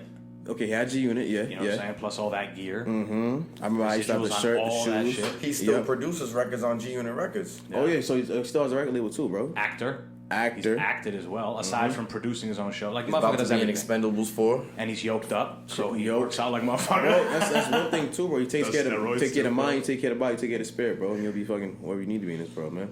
But he to the point we were saying where he was appealing to his crowd, what makes yeah. sense. He when he wrote that shit high all the time. He didn't feel He he's a doesn't fucking. smoke no weed. Oh, okay, Anything yeah. like that. So being true to yourself, right? But you don't fucking smoke weed. He had to appeal to the crowd. Yeah, he knows what people listen to. Yeah, man, that's actually funny though, right? Like how many rappers and guys you know that fucking live that lifestyle don't fucking smoke or drink, Yeah. right? But he's one of them guys who's also lived a certain life to where he's like, I know what I need to do to take care of me. Yeah. He knows what he has to do to live his lifestyle. 50 Cent's a guy that wakes up early as fuck in the morning, goes to work out, and then gets to work. He's not a guy who's gonna be like, okay, I'm gonna go out and party and go to the gym. I'm gonna go out to the party and smoke and drink. He's not gonna be able to do what the fuck he needs to do the next day. That's you right. know? Yeah. But a lot of artists do unfortunately take advantage of the fact that people do listen to certain shit. Yeah. People will listen to, going out to the club. People will listen to fucking bitches. People, you know what I'm saying? Like Tupac. Yeah. Tupac said that shit when he was alive. He's like, they asked him, they're like, where do you think hip hop's going? And he's like, well, it depends how big dudes' balls are. If they want to rap about what I'm rapping about, then hip hop, might go in a different direction. But if they keep rapping about what they want you to rap about, partying and fucking and getting fucked up and all this shit, then it's gonna be some sucker shit. Yeah, but the thing is though, right? I feel like, so I have this conversation a lot with people, right? Usually it's like with older people, the older generation, this music nowadays is trash. All I talk about is fucking bitches, sex, and drugs and shit, right, bro? They were doing that shit back You ever listen to some old school 70s, 80s music, bro? Too, like, you know what I'm straight saying? out, ain't I remember my nothing grandmother playing a song called Candy Liquor in the house. Oh, There you go. And I probably shouldn't even been there when that song came on. If anybody listening, go look up a song called Candy Liquor. I forgot who it was by, but it's one of them fucking nasty old men songs, I promise you. You know what I'm saying, dude? So it's like, I think it just comes down to the time period. Yeah. And people's perspective on what we should listen to, bro. Because you got all kinds of music these days, bro. And nowadays you got guys rap about the guns, drugs, and violence. And you got the guys that are, the soft rappers who rap about the girls and all this other shit too, Yeah. So I think history always repeats itself in a way, right? Like, yeah, hip hop is known for being one way, right? Like hardcore gangster, but it's also known for being like soft now too. Sure. And nowadays, like, back then, what was like the number one rule of all rappers, dude? You don't snitch, right? Sure. You can All right, get paid for stuff. exactly. Now I don't even gotta say who the like dude's a name. job. You know who the fuck I'm talking about now, right? Tekashi 6ix9ine, bro. Yeah. Right. Glorified snitch. You breaking number one rule, but he still has his core fan group. Millions of people still listen to him and love the dude. So it just comes down to the time Only period. people who don't respect the rules of the streets. Yeah. Honestly, that's what it comes down to, bro. Or people who just they can't because they don't know what it is. You know what I'm saying? They don't know what the streets is, bro. It's not that The deep. streets don't. The streets don't got nothing to do with them, bro. Because in their mind, it's like, if I did some illegal shit, I'm ratting. Yeah, You know what I'm saying? exactly. It's like, bro, like if somebody kidnapped me or did this shit, I'm telling too. The fuck? Yeah. Bitch, I'm not gonna lie to you, bro. I'm not a dude from the streets, bro. So Yeah. I'm not gonna say I'm a tell, but I'm gonna say shit, bro. I'm I'm gonna say this, bro. I'm not gonna say I'm a tell, bro, but I'm not gonna say the dude's gonna be able to walk in or do anything else again either. You know what I'm saying, bro? Sure. But who knows what to say? You know what the real answer is? Tekashi in his situation? Yeah, Yeah. that's a crazy Just to situation. be honest, if I was in Tekashi's shoes, bro, I'm silent the whole way, Silent? bro. If you gonna smoke me, you smoking me. I'm silent, bro. What am I gonna do? I mean, You already got it down. all pat, I'm you saying feel is, me? bro, you got this, that, and the third. Like I said, on bro. me. Only thing I will say is I'm not telling, bro. That's it. In that case, bro. But I can also say, my dumbass would never put my dumbass would never be in a situation like that, bro. That's you know what I'm saying? what I'm Like saying. That's I the would real never be in a answer. situation like that, bro. That's the real answer. I don't care whatever the fuck I did. I would never put myself in a situation like that, bro. To where I even got a debate within myself, like, you know what I'm saying? Do I want to hold it on? Do I want to take it on the chin? Or Yeah. no way. But even so, if I did come to that point, there's no way. It don't matter how much pressure anybody's under. I feel like if you really sit in there, even I don't care if you claim that you only did that because of the lifestyle that you was forced to live, or the people that was around you that was, actually feeding into you. That's what they wanted to see and hear. Right. It don't matter, you can't go putting on this show for the whole entire world. Never mind just put one on a whole state. spectacle. You put on a spectacle for the whole entire world, all the way to Dubai and back. Yeah. And you're not even really like that. Like, come on, bro. Yeah, he's just He played the role really well. He played the role really well. And then when the shit hit the fan, it's like, all right, fuck, I'm in some shit over my head. What do I do? Yeah. It's actually He actually reached out to 50 Cent for help with the situation. Sure, believe it or boy, not. And he told stay away from him, but stop contacting me. Right. But you want to know above all that shit is, and this may explain why he still has a fan base. Above all different styles and personalities in music and art, authenticity trumps it all. Yeah, if you're authentic and you're doing your shit from you, then people are gonna get behind it. Well, listen, bro. You fucking. He might not be the best artist, bro, right? Yeah. But a lot of people hear his fucking music. You heard it in the club. You played it loud. Yeah. Nobody ever listens to Tekashi because, like, oh my god, this song. Look at his lyrics. His lyrics are so well. He constructs his songs so well. No, you're not listening to that dude for that. Anybody that fucking listen to him, they're fucking partying, they're drinking, they're smoking, and doing whatever in the club, bro. Yeah. They're trying to have a good time, but they're not worried about his fucking lyrics. They're worried about. They're fucking, I'm stupid type, you know what I'm saying, bro? Yeah, bro. That's right. The Billy got the blicky, you know what I'm saying? You're trying to get lit to Tekashi, bro. That's what they're listening to for. So, like you said, being authentic to yourself, bro. They don't care about him, like his story. They care about how their music makes them feel. Yeah, yeah. But also, just the way that his music comes out is who we can see he is as a person. Loud, boisterous, says stupid shit, feeds into the narrative. He says a lot of stupid shit. Yeah, just Confrontational. feeds into the narrative that, there's been times where he says, I spend no time on my songs. I write a song in 2 minutes. I don't give a fuck how it sounds. And people still turn up to it. Why? Because it expresses that in the song. He's saying stupid shit. And people are like, I mean, for better or worse, you know what I'm saying? Motherfuckers turn up to honest it. about it. Yeah. Be himself, all right? But of course, the whole dishonesty about him being a street dude that obviously fucks with it. Yeah, man, that's fucking. I don't know, man. That's. Can I ask y'all a question? Yeah, that's what we're here for. If he didn't tell, would you still be listening to him? I didn't really listen to him to begin with. I'm not gonna lie to you. If somebody put on his song and you just let it play and he didn't tell, would you let it play? I mean, you know what I mean? I'm gonna say this though, right? I'm gonna say this. If he had a song, right? If he had a song, I wasn't a big fan of him. I mean, I wasn't a fan of him at all, I would say, bro. But he did have songs where, like, you listen to him, right? And it's like, all right, it's a turn-up song, like I said earlier, right? But I will say this: if he didn't tell, would I still listen to him? Like, I'll probably just let the song play, But you in a car with your boys, and the song come on, it's like, bro.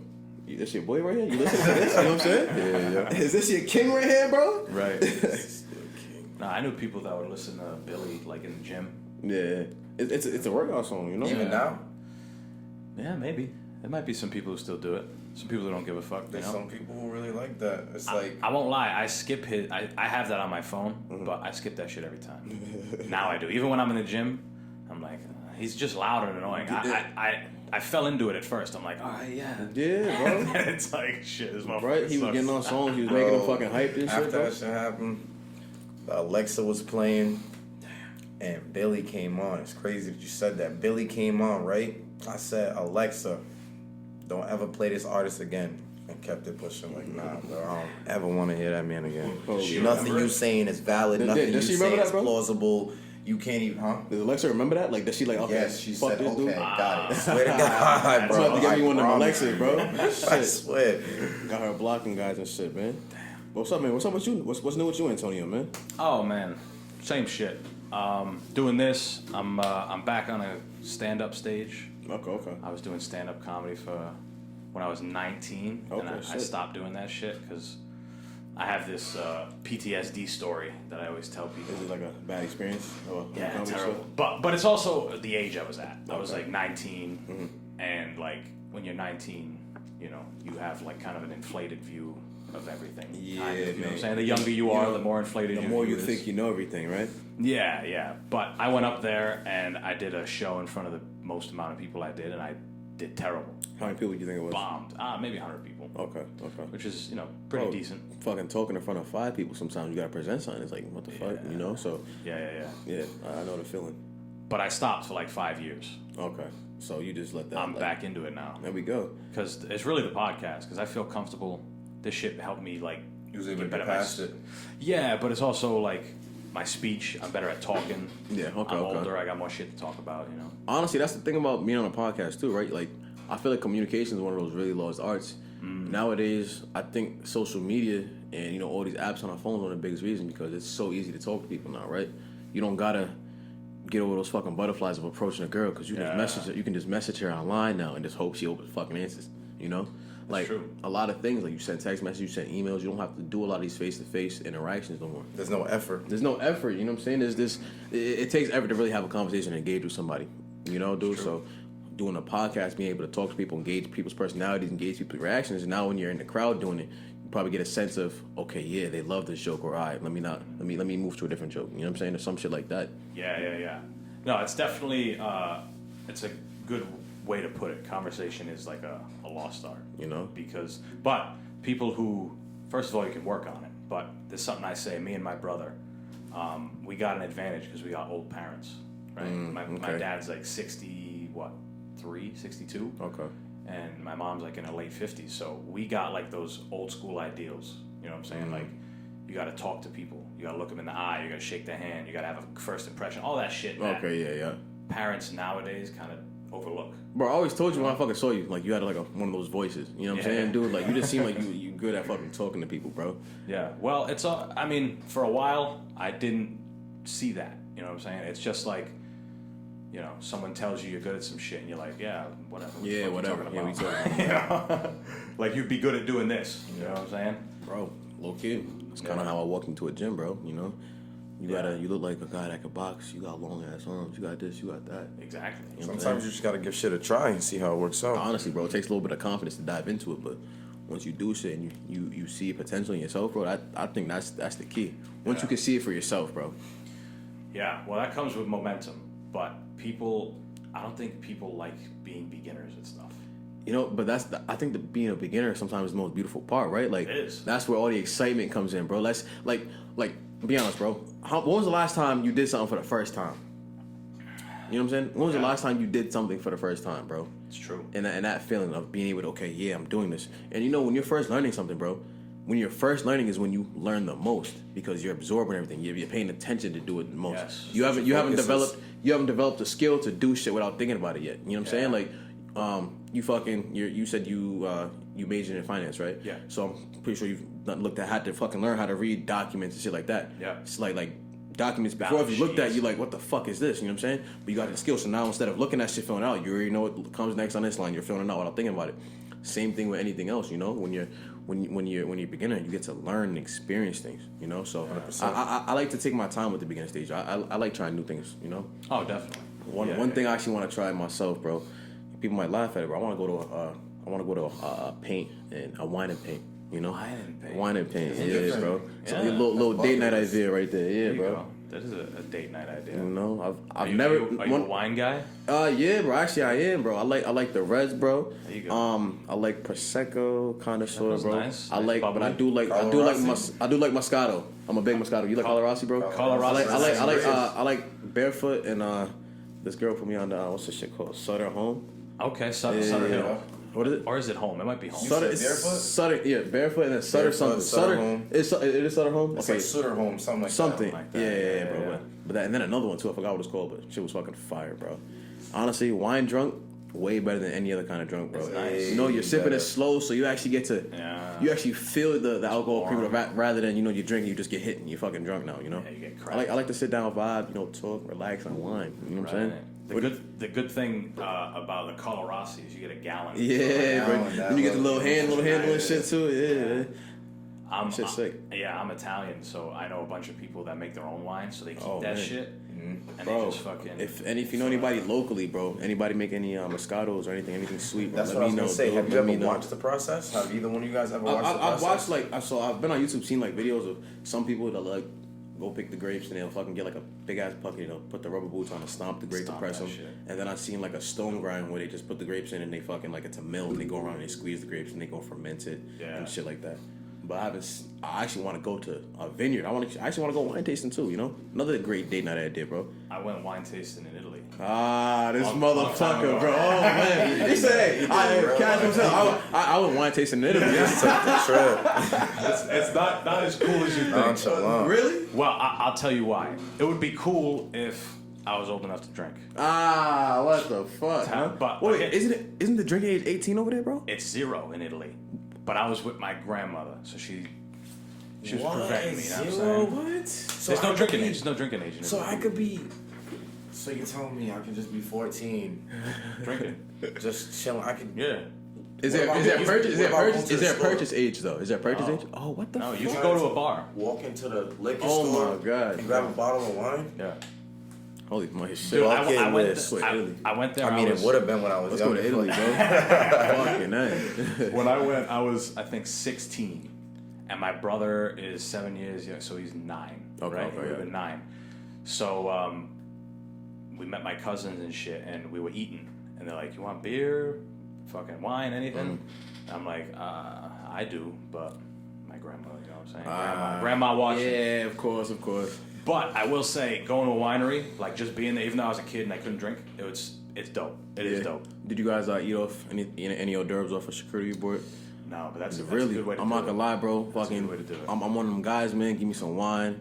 Give me, you know, say some cheese, bro. Charcuterie board, some pistachios, you know, apricots, the cheeses, bro, crackers, all that, bro. It's class, bro. You know what I'm saying? On the topic, I like little date night ideas like that. You know, I'm giving game for the fellas right now too. You got a girl, go out, get a charcuterie board, drink some wine, and enjoy yourself. Have a conversation with your girl. You know, That's right. You don't always got to be an animal. you don't always got to be animal, bro.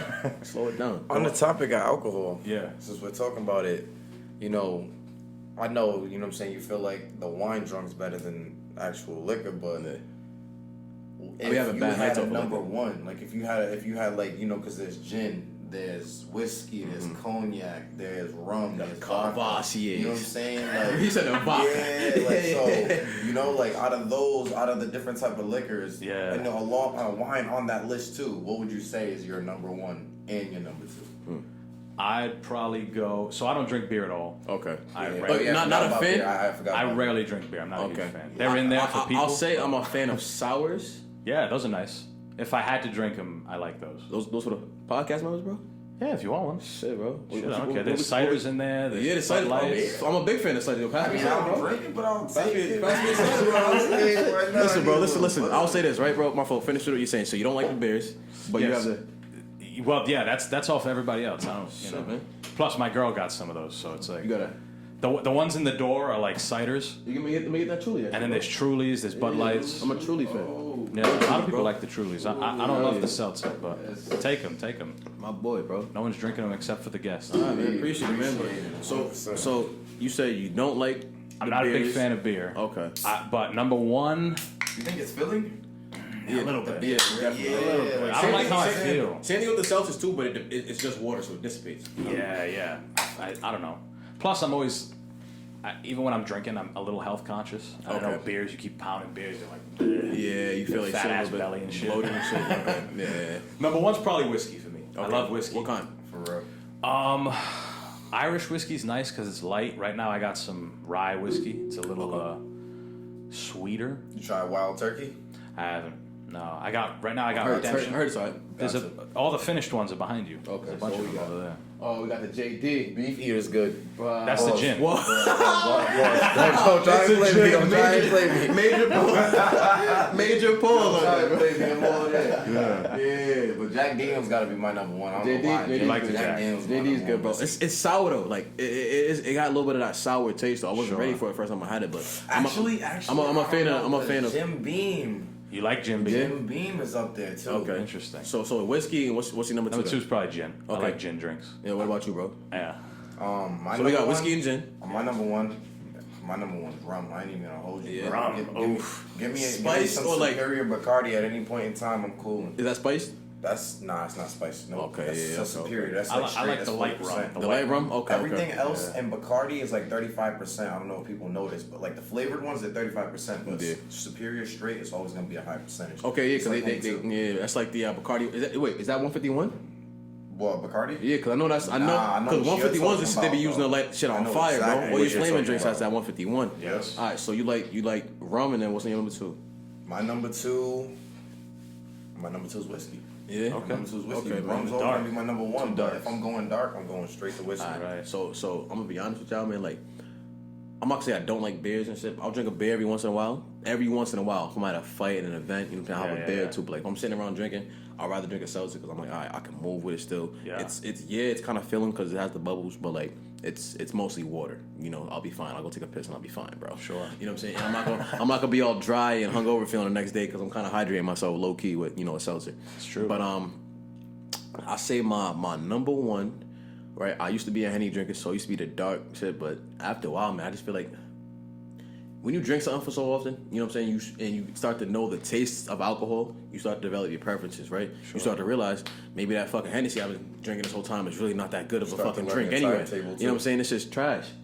You know what I'm saying? I don't drink regular Hennessy no more. VSOP though, XO, yeah, that's fine. You know, but the regular, nah. But my go-to right now, I'd have to say, it's been Casamigos for a little bit, bro. It's tequila. Yeah, man. Okay. Honestly, Specifically bro. Casamigos? Specifically Casamigos. Yeah, man. Tequila's I nice. used I to don't know, be bro. crazy hip to Don Julio. Yeah, that Don used Julio to be my smooth. main Don Julio go-to. smooth. I like if I get Don Julio, I need the square brown bottle, the Anejo. Is that how you say it? Anejo. Anejo, yeah. That's the the extra gold. smooth. Yep. That's the Go. gold. No, right? what's the dark one? Then? Reposado. Reposado. Okay, yeah, I thought Reposado. Reposado was second. I thought it went Blanco, Reposado, then Anejo. Anejo. You're right. You're right. Okay, so yeah, He's whatever, right. okay, whatever the darkest one is. Yeah, the that darkest right one. there. I like that too. The Yeah. gold tequila. That's And nice. then my second one, it's not a liquor though, it's a liqueur. I like amarettos. You know what I'm saying? I'm a hazelnut. Disaronno. Almonds. Almonds. Okay. Yeah, I'm a Disaronno type of guy, bro. Disaronno and Coke. Disaronno, I heard that Yeah, one. bro. I like shit like that, That's bro. a nice after dinner drink. Yeah, bro. Something Really light. smooth. Yeah. Really smooth, bro. Honestly, it's a drink you want to mix, so it's a little thick. It can be. Yeah, You man. can make like an almond martini or something. Yeah, bro. Some Hell yeah, Baileys or bro. something. You know what I'm saying? How I'll do tell you y'all what. feel Tell you what about drink right. CBD infused alcohol. I never had that, but CBD be making me tired as fuck. You never Really? had CBD infused alcohol before? I've had a CBD seltzer, like a drink. But I had, not yeah, alcohol. I had a CBD. Whatchamacallit, bro? I had a CBD drink, like one of these, bro. Yeah. Right, bro. Like no THC in it, none of that. Bro, shit just made me fucking tired, bro. It does do that. I don't know if it had. I don't know. people, yeah. I don't know if it had like some melatonin in it or something too, but it kind of made me tired, bro. Could be. Yeah, I don't know. I've always worked in restaurants, so I got Yeah. like mad, just bullshit knowledge Bro, about honestly, drinks man. and shit. Culinary is I your look- thing? No, definitely. My girl's a chef. Yeah? My Oh, girl's shit, a that's chef. dope. Yeah. Did y'all go to J Woo? She did. Okay. Yeah. Dope. Harborside, right? I'm guessing. Maybe. Honestly, bro, J Woo has one of the best culinary programs in the world. I used to want to be a chef, man. Emeril Lagasse went to J-Woo. Did he? Yeah. That's fucking crazy. And, Yeah, and out here or did another one? He's from Fall River. Oh shit, that's So fucking he crazy, came out bro. here, yeah. And then he worked at the Commander's Palace in Louisiana, Okay. which is the birthplace of Bananas Foster. You ever have that shit? Bro, so I was looking at fucking. You know what Phantom Gourmet is right now on like Yeah. YouTube. I was watching Phantom Gourmet. I was looking up Strega, Strip by Strega, right? And one of their most popular desserts is fucking Bananas Foster, bro. Yeah. And I seen that shit like literally fire. hours ago today, right? And I just heard about Bananas Foster fucking today, bro. There you go. I definitely want to try it, bro. Commander's So- Palace. Yeah, man. What is it called again? It's called the Commander's Palace. Commander's Palace, Louisiana, if you find yourself there. All right, bro. I'm not gonna try Bananas Foster till I go there, bro. Yeah, it's I don't know. I like cooking. I really do like. Yeah, cooking. bro. I chef it up a lot. What's one of your favorite things, though? What's one of your, if you had a go-to meal to cook for yourself, what would it be? Damn, Cause steak. me, mine's is like it's so fucking simple. What's it's your side? ridiculous. Steak. I love grilling. Like I love cooking a steak. Okay, yeah, like outside though, right? Outside. Not the Gary Foreman because I used to. Literally I grew up on the Gary Foreman. You know what I'm saying? I mean, my fault, the He's George like- Foreman. My fault, the George Foreman. The George Foreman. The George Foreman electrical grill. I grew up off of that. You know what I'm saying? It was good for the time being, bro. But that, not like a charcoal or a smoker where you can put the wood chips in it. You know what I'm saying? Hell yeah. There's a way you can get like the smoke effect in a grill. Really? I did it one time with some Okay. ribs. I'm about to see about that then, huh, bro? Yeah, what you do is you take like one of those aluminum, like probably Thanksgiving pans. Okay, you know what I'm yeah, saying? yep, You throw yep, them yep. away when you're done. Yep. You fill that with water, and then you cover it with aluminum foil. You poke holes in it, That's mad smart. and then you take the soaked wood chips so they don't burn, and you put it on top of the holes. So like the steam. Oh, comes it's through. steaming up the smoke, so Yeah. you got like a steamed smoke in there. Okay, Yeah, it gives it like an pretty dope. effect. It's like what you can do if you don't have a smoker. Okay, you know? okay. What kind of wood do you like? Pause. Yo, that sounded crazy, bro. Edit that out. I don't want to hear it. Okay, all right. You can edit that out, bro. So, what kind of wood chips do you prefer when you're smoking your food? The wood I prefer is we used mesquite. That shit smells Okay, nice. mesquite. Yep. I like cherry and applewood. There you go. Yeah. I'm not a maple person. You a maple person? Like maple syrup. Maple wood. Yeah. I don't know, like smoking. I haven't tried it. Yeah, nah, it's not. I like maple. Everybody maple has their shit. own different. I think taste maple was, experience, like, probably so like you a- should try it at least once. Strong. That's what I was gonna ask. Could you, when you said culinary, could either one of you guys see yourself? I mean, maybe it's not like a main focus, but just learning to be one. Could you see yourself being a pit master when you grow up? Bro, pitmaster would be shit's dope. dope. I wouldn't say a pitmaster, but just a motherfucker Learn how to that can get down on a smoker. Yeah, I can see myself Yeah. doing that. Bro, remember going down to when we first went to Florida for fucking vacation? Yeah. Big ass fucking bro. One of my uncles had a trailer smoker, probably the size of his fucking table, dude. Damn. Fucking Carried him. ridiculous. Carried Honestly, his truck. Yeah, bro. yeah. I'm not too long ago. I looked at the price on those things, bro. That dude probably had like a $40,000 fucking smoker back there. That's ridiculous, man. Oh, they're crazy. You can get electric ones. Those are supposedly like the best ones you can get. They still use wood. How authentic Okay, is but it, you though? then you It's put electric. nah those are dope because you could put the wood pellets in them to smoke the meat. Yeah. Yeah. Pellets. I guess it's the best ones. I don't know, but the coolest ones. My uncle, I'm related to some hillbillies out in Coventry. There we go. We all got some family like that, you know. Yeah, they made a smoker out of like a oil drum. Like they clean that shit out. Bro, Scrub those the be shit some of the out best ones right there, bro. Yeah, right, yeah. a little bit. Screw some hinges down on that bitch, bro. Yeah. Put like a steel fence on there, whatever the case is, for the grates. Yeah. You'd be good to go from there, dude. Slave. Yeah, I do. I get butcher box. You heard butcher box? Bro, I did heard heard of it. Yeah, you got any Kobe from there? Or what? Some Wagyu? Nah, they don't get that. Really? You can't get Right? that on there. Really? You can't? Nah. What the hell? So what do you get on there? You can get all different cuts of like regular beef, like Okay. grass fed, I should say. So it's like, and it's like humanely grown. Prime USDA? You know? What's the rating on there? I'm actually not positive. It doesn't have like a stamp on it, but it might not have to go through the same process as like USDA farm, Okay. like farms that are sponsored by them. Okay. Yeah. Because these are more like small groups. The idea is like the farming is ethical. Okay. You Yeah. know, like it's not factory farming. Are It's these not a are cow these that's, from like specific it's close. farms though? Like butcher box sponsored farms? Like, okay, we're gonna get you guys meat from this specific farm where they treat the animals humanely here and do all. I think so. Okay, that's Yeah, actually yeah. pretty dope. You know. Yeah. You get a thing of like where it came from too, or not? I think on my my profile, like on the site, Yeah. it says like where the shit's coming from. But you can get all different cuts. Like the ribeye is a fire. Ribeye is my favorite cut. Everybody's fucking Ever had fire. Wagyu? I never had one. Bro, I need to, bro. So I had like a Wagyu burger, but bro, that's not real Wagyu. It's bro. different. Bro, It's Wagyu different. It's will not. American. It's not Wagyu, A5 Japanese, Wagyu, bro, will not. Bro, it's too fatty to stay in a patty, bro. Yeah. I know that sounded crazy just now. It's too fatty to stay in a patty, but like, bro, it literally will not bars hold. right It will not hold, bro. That is I had bars right a there. Philly cheesesteak that was Wagyu beef. It was supposed to be 100% Wagyu beef from Capriati's in Lincoln. I don't know if you guys ever heard of Capriati's. No. Oh, right across from the mall. Right? No, it's in the same plaza. It's right on the side of Chipotle. Capriati's. It's right on the side of Chipotle. So honestly, from my experience, like I never had that, authentic Japanese A5. Yeah. But from my experience with that sub, I mean, honestly, I felt like I was chewing on nothing. Yeah, bro. Like, Buttery, bro, I right, took bro? a bite, bro, and it just like my teeth just went straight through the meat. I was like, bro. yo. See, bro, that's one thing I want to flavorful, try, but It bro. was like mad soft. I was like, all right, bet. One of my dreams is, I ain't gonna lie, bro. Like, I think we all have the wild dreams and accomplishments we want to do, right, bro? Like, I always want to have like a traditional Japanese style, like own a Japanese style like steakhouse. You know what I'm saying, dude? Yeah, Like, yeah. Where they do it sashimi style, bro. You got the open grill pits, bro. Shit like that. Hibachi. Hibachi, bro. All that, bro. Yeah. All that, bro. They say that Wagyu beef, you're not supposed to eat it with a lot of fats because it's obviously It's super fatty, tender fatty, and yeah, fatty, bro. Yeah. and it's really rich. So the owner of the restaurant I work at, he went to a really famous place in Florida. It's called Burns Steakhouse. It's like nationally known. If you find yourself there and you can get a reservation, like that's good. That's crazy. But you can get they let you get different sizes of A5 Wagyu. Okay. Right up until like 12, 14 ounce pieces. Bro, so it's crazy because I know a lot. Some Wagyu goes for $200 a fucking pound or more. Yeah. So I can only imagine a 14 to 12 to even a fucking 8 ounce 8 fucking ounce serving. steak from A5, especially when we're talking about A5.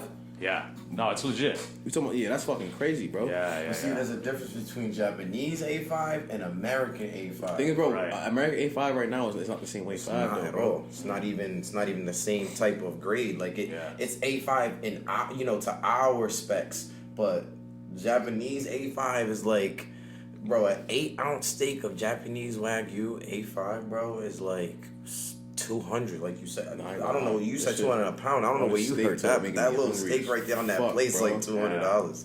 I looked at, bro, all this shit's on fucking YouTube. Fucking look up why is Wagyu beef so expensive, bro? I probably follow watched that video pages like 3-4 on days ago, bro. Instagram, like Humans of Wagyu. There's Humans of Wagyu. There's steak lovers. Oh, yeah. I follow what's his That name? shit gets That you into dude. it. Fuck, bro. Salt Bay. I follow him. I follow all them. You ever watch Sous Vide Everything? Bro, oh, my boy Guga? Yeah. That's my That dude fucking does boy right crazy there. shit. Bro, he loves his picanha, bro. You ever had picanha before? I haven't. I have not either, bro. That's definitely I've something I never want to either. try, bro. Yeah. Wait, you said you have? I haven't. No. You haven't either? Nah, bro, Same it's either. fine, bro. I just started We don't see seeing it about in like it these these days. videos, these cooking videos. Bro, yeah, making man. these I meals. got Guga. He's the shit, bro. You know what I'm saying, man? Yeah, picanha's the sirloin cap. It's like it's got that fat on the bottom. Yeah, man. They chop that shit. Yeah. It looks fucking. It It's looks like beautiful, that thick bro. layer. Yeah, bro. You get that like that. A lot of flavor. It in looks that like a shit. 1/4 inch of fucking fat on there or some shit when you cook it, bro. It looks fucking amazing, bro. Yeah. Another thing, bro. Have you ever had like Japanese style pork belly, like fried and crispy? Yes. Bro, yeah. that's like, one thing I like a always bun, want- like a steamed bun. Yeah, That bro. shit's That's nice. one thing I always want to fucking try, bro. Yeah. Like, I'm a huge fan of like the whole Asian style food, bro. Anything Korean barbecue, Japanese style barbecue, sushi, Yeah. sashimi, all that shit, bro. I Even never that been- shit, I'm in. I never been to Korean barbecue. Everyone says that. Nah, shit's good. bro. So they got one in Johnston called Sura. Yeah. They have the like the flat top, which is almost like a griddle, and then they have another room where they have the open flame as well. Bro, definitely highly recommend it, bro. All you can eat as well, bro. And then they have another one on Federal Hill. It's like literally across the street from like the bank. The bank. Yeah, Yeah. you know exactly what I'm talking about. Though. I work on the hill. Yeah. Oh, okay. So yeah, you know exactly, bro. Yeah. You should go there, bro. I gotta give it a try. Everyone talks about it. Which what spot do you work at on the hill? Casarinos. Casarinos. You work with Sebastian? Sebastian. No, you're thinking Constantino's. Oh yeah. Yeah. Okay. Yeah, I'm thinking Constantino's. It's like right at the beginning of it, right? No, it's Casarinos. Oh, Bro, what the fuck, bro? What the fuck? All these crazy. fucking names, bro. Okay, so They all end in O. Yeah, no. Constantino's is the one where the it's next to the. Oh my God, the fountain. The fountain. Oh, okay. I see what you mean. Okay. Yeah, Casarino's got the big sign. Okay. right Next after to- the bridge. Holy shit. Yeah, bro. yeah. It's like next to the pizza place in the corner. That's crazy, bro. Sicilian. They're all on one spot, less than a mile long, bro. Less than a square mile, and they all sound the fucking same, bro. Yo, Every honestly, Italian though, last name, they all end in O. I'll tell you right now though, Fed Hill has definitely. I don't know about how other people feel about it, but I feel like those some pretty. You know what I'm saying? Like those some pretty restaurants. They up there. You know, they're up there in popularity. Yeah, they're man. up there Federal Hill, in man. quality. You feel me? So I feel like for me personally, from it being in not the neighboring city, but in my state in my home state has definitely been on my bucket list to try, you know what I'm saying, several of those restaurants. Hey, You know man, what you I'm might saying? know Really good. Yeah. Might No, as well we're go. spoiled over on the East Coast. Nah, honestly, so With food? we kind of 100%. I kind of took that People for don't granted, right? appreciate, they don't so like know. the thing is though, I think I took it for granted because like growing up we eat all this shit, but I'm just like yo, I want the soul food, I want all this other shit that I'm seeing on TV. I'm not realizing yo, Rhode Island, we're rich for fucking seafood. We're rich in like Everything. everything. Ethnicities, that's what yeah, it is. bro, like Indian food. it's a melting pot for all kinds of food, bro. You had Indian food before? I love Indian food. I'm not talking about Bollywood grill. I'm talking about like some real halal, bro. Taste Nah, of India. Wickedon? I've never. I never. Actually, no, I lied, bro. Indian I lied. food's I my have. favorite. I had some butter chicken and some naan. You know? Butter chicken and Butter some chicken and naan, some yes. naan. Now I think about it, yeah, bro. Yes, Right before I bro. went to Cali with my ex. I remember that shit now, bro. Yeah, But man. over here we have mad ethnicities because of immigration. Obviously, Yeah, people yeah. come here first. Same thing on the West Coast. They have a lot of Asian influence because they're on the side. But like my girl, Yeah, they're closer. my girl's from Indiana. Okay. So that's like Midwest. They don't have like the same roots. A lot of those families have been there for generations and generations. Like the people who came here were their great grandparents. You know what I'm saying? Yeah.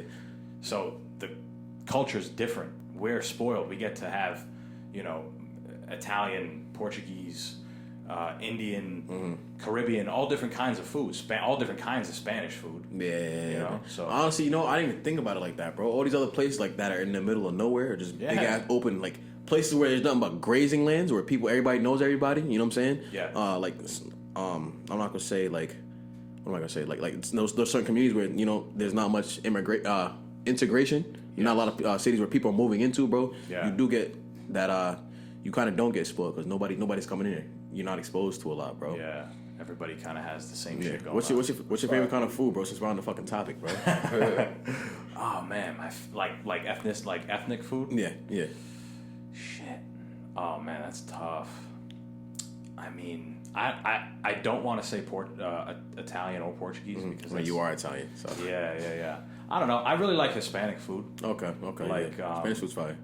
Like I fucking love platanos. That shit's fire. food. Yeah. Like I go to you ever been to Juliana's on Casa Ave? Nah, that's probably one of the only ones I haven't been to. I've been to fucking every other Spanish spot in the fucking world. I swear. Steak a lo pobre. Shit'll fuck you up. Yeah, I get that every time. yeah, right. I'm about to see about it, bro. I'm about to fucking see about that shit then, bro. But I honestly go to LGP or Pitos, bro. You know, get the yellow rice, the chicken, so bro. many of them. Yeah, bro. You know, a couple empanadas and call it a day, bro. Yeah. Yeah, but can't forget though. There's La Roca. There's Carolina. Oh, Carolina's fire too. Carolina's fire, bro. Carolina's fire. There's some. I don't know. You guys We got some me. good Hispanic food out here, man. man. Gotta get outside That's more, why I bro. appreciate, you know, other cultures. Like, there's so much other food. Like, we love our soul food, you know. As Soul food's us, the shit, but like bro. at the same time, like the other, you know, nationalities. Like, there's some really, really great meals out there. There's so much quality in the other food that, you know, other cultures make. Yeah, bro, I'm half Nigerian, so with that being said, like, I'm not gonna try to, You know how I'm I not get trying to be, down I'm not trying to, you know, solidly. play into the stereotype. But my favorite food besides any other food is like Nigerian food, you know, food, bro. You know, the pounded yam, bro. You got the beef stew and goosey soup and shit like that, bro. That shit right there.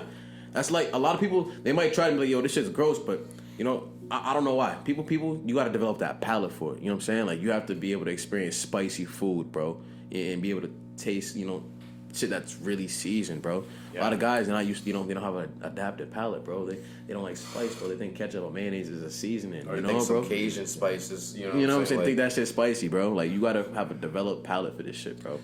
That's what's most interesting about food, because it tastes how it tastes because from the region it came from, that's what those people had to make it with. Exactly, bro. So like a guy in Ireland, he's gonna taste some shit with cumin or curry powder in it that someone in India would make. What the fuck is this, They're right? like, what the Yeah, hell? bro. Where's my potatoes and fucking beef? You know? Yeah, so one of my boys is fucking Polish, right, bro? He used to eat fucking pierogies. He knows nothing but fucking cabbage, celery, carrots, fucking, you know, beef, fucking steamed pork and shit like that, bro. So when he comes to fucking America, right? Because he was born over there and he's eating all these other foods, he's like, bro, what the fuck? You know what I'm saying? His life's fucked up. He thinks this is the best thing ever, bro. Yeah. Well, we have so many choices. Yeah, man. That's what it is. It's the curse of so many choices. Yeah, bro. Which one do you fucking choose, bro? Yeah, and that's with everything. That's not even just food. That's everything we do. There's so. I remember reading a little while ago how the idea of target marketing, like it first started out when you look at like the philosophy of marketing. There's like blanket marketing. So we got to put out a vague statement that everybody gets behind. Okay. That shit went away. Then it's like target marketing. So like, you know, you like Nike, we're gonna get it this way. Now it's like heightened target marketing because they have so much information on us. Bro, you know what that comes down to? The fucking algorithm, bro, and the shit we use on our phone. The cookies, boy. That's what it is. The cookies, our search bar, bro. Cookies and the cash. That's wild, bro. But now anybody can get anything custom made. You can get any on the site too. You can go to Nike and make your own pair of shoes. Hey man, that's great though, bro. They started that with Timberland. You know? Yeah, they did. Yeah, bro. Remember? You ordered your pair of custom black glow in the dark Timbs. Yes, sir, bro. Really? Yeah, I was like fucking. Probably like back then, probably like $120, bro. Wow. That was a lot of fucking money back then, bro. Back then, right? Oh my Now, god, bro. regular What Tim's the like fuck? $198. Oh, all day. Bro, I had a pair of glow-in-the-dark Timbs in middle school, bro. I thought it was I went to the school dance at nighttime, bro. Oh my god, bro. Motherfuckers see me from a mile away, bro. Bro, I was famous off my fucking boots because nobody else had them. I swear to God, bro. Yeah, that's cool as fuck. Yeah, man. But I remember I tried making a couple pairs on there, and I was like, damn, I got expensive taste. This shit's Right? As soon as you get down to the subtotal. yeah, Oh bro, my this is fucking God. wild, bro. I didn't do actually put my name on it. I was like, nah, fuck that. My mom's not gonna buy that shit, bro. Yeah. Because you know back then it was mom and dad's money. Right. You know, bro. But speaking of custom shit, bro, you know you gotta give yourself a shout out, bro. We got these fucking Oh, we talk these about it all custom the time. these custom gloves right here, man. Yeah. Let me get them. Yeah, here you go, bro. So, I mean, I don't know if we talked about it last time. I don't know if you talked about it before, but like, what made you want to be like? I remember you telling me why you named your brand, what you named it, but like, what made you say, okay, yeah, I want to make my own gloves? So when I started martial arts as like a kid, obviously, and grew up in it, I got to a point where I was like, okay, it would be cool as fuck if I could be in the martial art realm. Mm-hmm.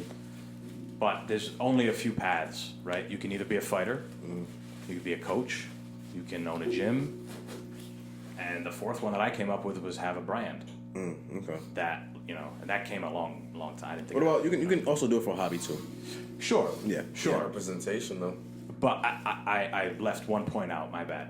To get paid off of being. Okay. There we Yeah, I go. left that That's part different. out. Hey, man, I ain't gonna lie, bro. Martial arts is an expensive hobby if you do it, bro. Yeah. You know, it gives it takes more than it gives if you're not getting paid for it. I will say that. Right. But I will say though, the brand kind of it's a little sidetracked because comedy is like, I've been really grinding on that shit, taking it in. Because like I said, it's something I've been wanting to do for a while. It's you know what it's like doing, any kind of art. Yeah. You get addicted to it eventually. Honestly, man, if it's a part of you and what you think, it's gonna eat you up if you're not doing that to some Yeah. extent, bro. So Yeah. you got to get out there and do what makes you happy, bro. Yeah. When did you decide, or I should say, why did you decide, and what made you think that you would want to do music?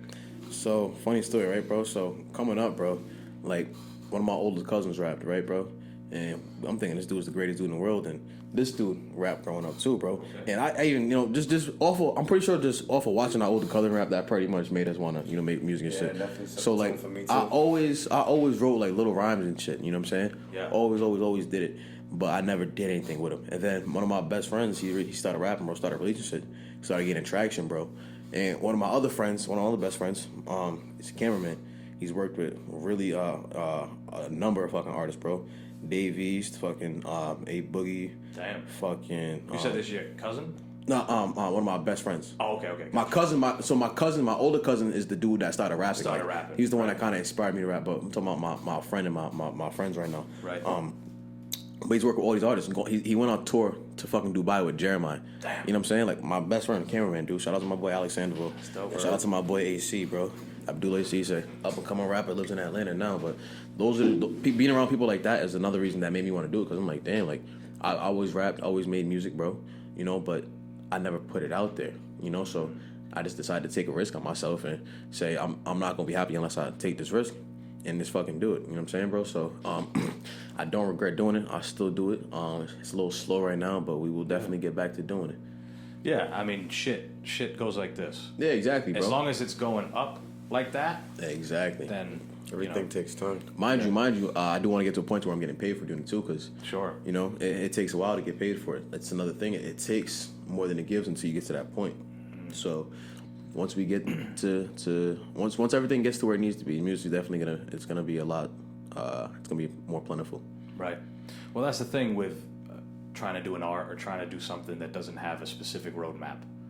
People are nervous about what might come. Yeah. You know what I'm saying? People get stressed out over, oh my God, this could happen, this could Oh, happen. can I tell you something? Actually, not to cut you off, bro. No, So you're low good. key, right? I've had a chance to do shows and stuff, but like you mentioned you had like a feeling where you bombed your first show, bro. I'm a guy. I feel like I'm an entertainer, right? When it comes to fighting, bro, I'll put on a spectacle. I'll do whatever. Yeah. I wouldn't say a spectacle, but I like to entertain the crowd, right? Sure. I don't mind doing it at all. Like I love fighting, win, lose, draw. I have the utmost confidence fighting. Music, I'm newer to doing it. Sure. So it's like I'll fight in front of 1,000 people, but like, bro, let me have to fucking perform this song in front of 100 people. Fuck. It's different. You know? It's a different thing. It's a whole other thing, bro. But back to what you were saying, though. Sorry about that. Well, I forgot, but I was gonna say when you first started sparring and fighting, it was probably like you probably felt the same way. Oh my God, yeah, You bro, know? because it's different, you know? I remember the first time I started sparring, bro. I remember the first time I got dropped was like the fourth time I sparred. I sparred the other Antonio, not you. Okay. Black Antonio. Antonio Sanders. Yeah, Black Antonio, bro. He's been on here too. Yeah, shout out to my boy Sanders, bro. Antonio Sandman, bro, right? We're sparring. This dude hits me with a spinning hook kick, bro. Catching me clean in the face, bro. I'm like, what the fuck was that, bro? Terrible. You know? It's my boy Antonio, bro. You know? Good guy. That's what he does, I guess. Good guy, bro. Yeah. How long you been doing it? Martial arts? Yeah. I started karate when I was 5. And I did karate till I was like 18, and then I started training MMA right after that. Since then, You gotta make your way back to Triforce, bro.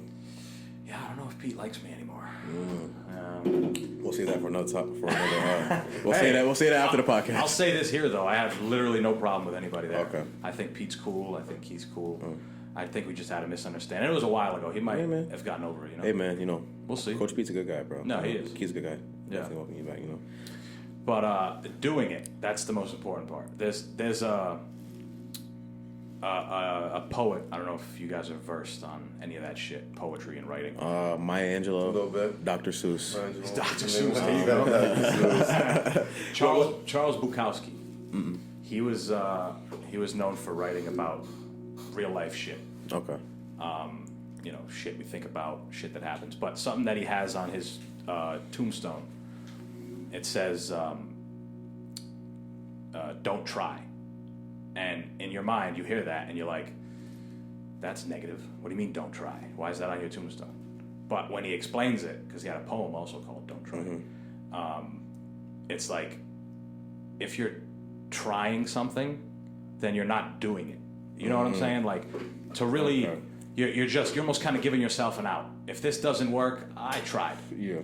But if you commit and you do it, then you go out either way. You know what I'm saying? You go out on your own terms if it doesn't work, and if it happens, then you did it. You know what I'm saying? So it's really a positive thing. Hey man, you going out there to do your second, you going out there again to perform stand up is you doing and you not trying. Because Yeah. I think to try is to maybe do something once, maybe twice, and put it down. But like when you do it, it's like, all right, okay, didn't work. Yeah. Boom. Let's see how we can fix this or approach it differently. All right, boom. It was better or it was worse. Let's see how we can change or see how we can adapt to change to do it again. When you're doing something, you're active about it. You know what I'm saying? You're consistent. Right. Trying is, that one and done or maybe twice and done type thing, bro. So I like that quote, man. Don't try, bro. You know what I'm saying? Just do that shit. Whatever you want to do in life, bro, make sure you dive in head first, man, and do it with the best of your ability, because if not, you will regret it. Yeah. Dive deep. If it's important to you, that's the thing. If it's important to you. If you make that shit important and you're just like, it's just like we were talking about before in your amateur career, if you're taking that shit seriously and you're doing it with the sense that you want to make a career out of it, you know what I'm saying? Same thing with rapping, same thing with fucking being an accountant, whatever the fuck it is. You know what I'm saying? You gotta immerse yourself in that and do it to your best ability until, you decide to taper off, whatever the fuck you want to do. Oh yeah, man. I think a lot of people also, they don't give themselves enough credit. Like I think we're all kids, right? Growing up. I mean, obviously we're all kids. We all start off somewhere, but like we're all kids forever, right? We all have imagination, but to some extent, imagination ends, right? I feel like our dreams are nothing more but really manifested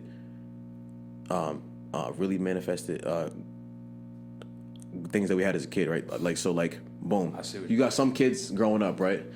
I want to be a scientist when I grow up. I want to be an astronaut. I want to be a ball player, right? Let's talk about the athlete thing. I want to be a basketball player, right?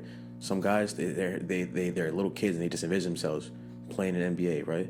That dream, that little imagination turns into like a dream, right? It turns into a passion. They become obsessed with it. And that kid who happens to be the 1% of all the hundreds of kids who want to, have that dream or goal becomes that NBA player because he took his dream and he dove in head first. He took every opportunity he could. Instead of making an excuse to not do something, he made an excuse to why he should do something else. Instead of damn, this happened so I can't go to practice, it's I can't go here because I have to go to practice. You see what I'm saying? Right. I think that's the biggest difference between, like you said, trying and doing. Yeah. Well, maybe I'll explain that a little bit, but no, it makes sense. Perfect sense. The mind is incredibly powerful. You see it all the time. I met Anthony Robles. You know Anthony Robles? You ever heard of him? sounds so familiar. He won nationals, Division I nationals, college wrestler. Okay, yeah. One leg. Okay, He's got one leg. He's black dude. Black. Okay, yeah. Yoked up top because he ain't got no leg, so he be benching like a motherfucker. Yeah. I bet that motherfucker's strong as shit. Yeah. Oh my God, super strong. I met him. He wrestled at 125, but his upper body was like a 170. Yeah, because he's all in the body, right? Yeah. Yeah, but that dude, I mean, and again to talk about as a kid, he said the way his mom raised him was like, your head in the clouds. You can do whatever. You can do anything. Who gives a fuck about you don't have no leg? So one time she caught him climb a flagpole high up in the sky, one leg, and from that point on, he remembers that. This is what he told us. He's like, from that point on, Was he on the show? I can do anything. No, not on here. Bro, you gotta get him on here, bro. He probably wouldn't remember me, but that'd be You dope. gotta get him on here, bro. Fucking A. That'd be sick. I mean, that guy is, he's an outlier. Bro, can you imagine, right? All these people out here, all these kids who can't even fucking climb a regular tree, and this dude's over here doing one leg. It's like the old That's Cat Williams astronomical, joke. bro. Remember the old Cat Williams joke? Poor little Tink Tink. Poor little tink tink. He won the marathon with no legs. Tink, tink, They didn't give him Oh, shit, man. Cat Williams, bro. Shout out to my boy Cat Williams, man. He got beat up by a 12-year-old beside, bro. I know. What's he doing now? I think he's still doing comedy, maybe living his best life. He should. You know what I'm saying? I think he should. Anybody can come back from anything now. Who do you think is better? Since we talking about it, who do you think is better out of these three? Well, matter of fact, They comics? yeah, comics. Not even this is three. your realm too, Out of comics. these two, Cat or Kevin? Cat. Cat. Nah, don't got Cat, 100%.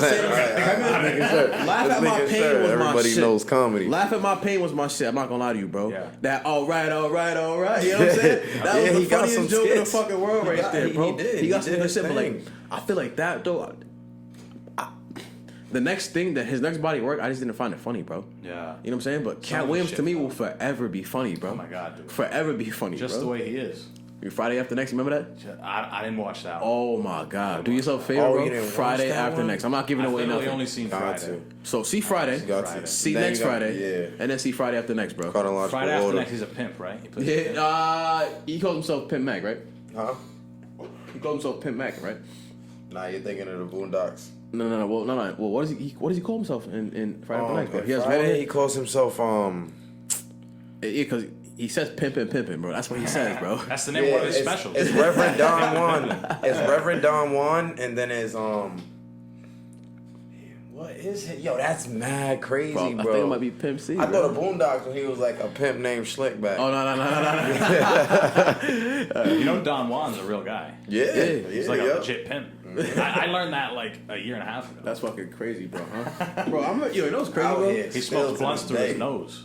That is fucking absurd. They did an interview with him, and the whole time he's like, with a blunt, like a lit blunt, through his nose. I'm You're like, that look like it's painful, bro. That shit go straight to the brain. he's got it. What the hell, bro? That is crazy, man. Yo, you growing up as a kid though, right? Like you heard 50 Cent's PIMP, bro. You thinking a pimp's a cool thing to be, bro. You're not Pimp My thinking Ride. you know what I'm saying, Pimp My Ride, bro. Like you're not thinking what an Pimp actual My Ride was pimp is, legendary, bro. yo. What That's the a fuck? staple of MTV. I Can't forget about that. remember I was a kid and I was watching Pimp My Ride, and I had a bicycle, and I was fucking around with this kid that lived across the street from me, and I was like, I'm gonna pimp my bicycle, pimp my bicycle. Told his mom, he just said it because he thought it was like a normal thing. Yeah. And the mom was like, "Oh my God, you know what that means?" Some fucking white lady. Jesus, Saint Mary and Joseph.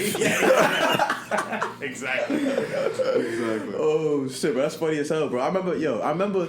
You remember that time we stayed up all night, bro, looking for the application of how to get? Yo, we trying to was get my that mom's shit ride. done. Yeah, bro. Oh my god. Found the application, put it in, bro. wouldn't We didn't let have it nothing to go. record the video on, I bro. wouldn't let man. it go. Yo, Exhibit had me up, bro. I was watching reruns 3, 4 in the hell morning. yeah, Pimp hell My yeah. Ride. That Yeah, shit was legit. that shit was fucking legendary. I remember bro. being a kid watching it, like thinking to myself, I'm like, damn, I want like a piece of shit car when I'm older. Just so it'll come on the you know show. what I'm saying. You thinking as a kid, this shit's gonna be on forever, bro. Yeah.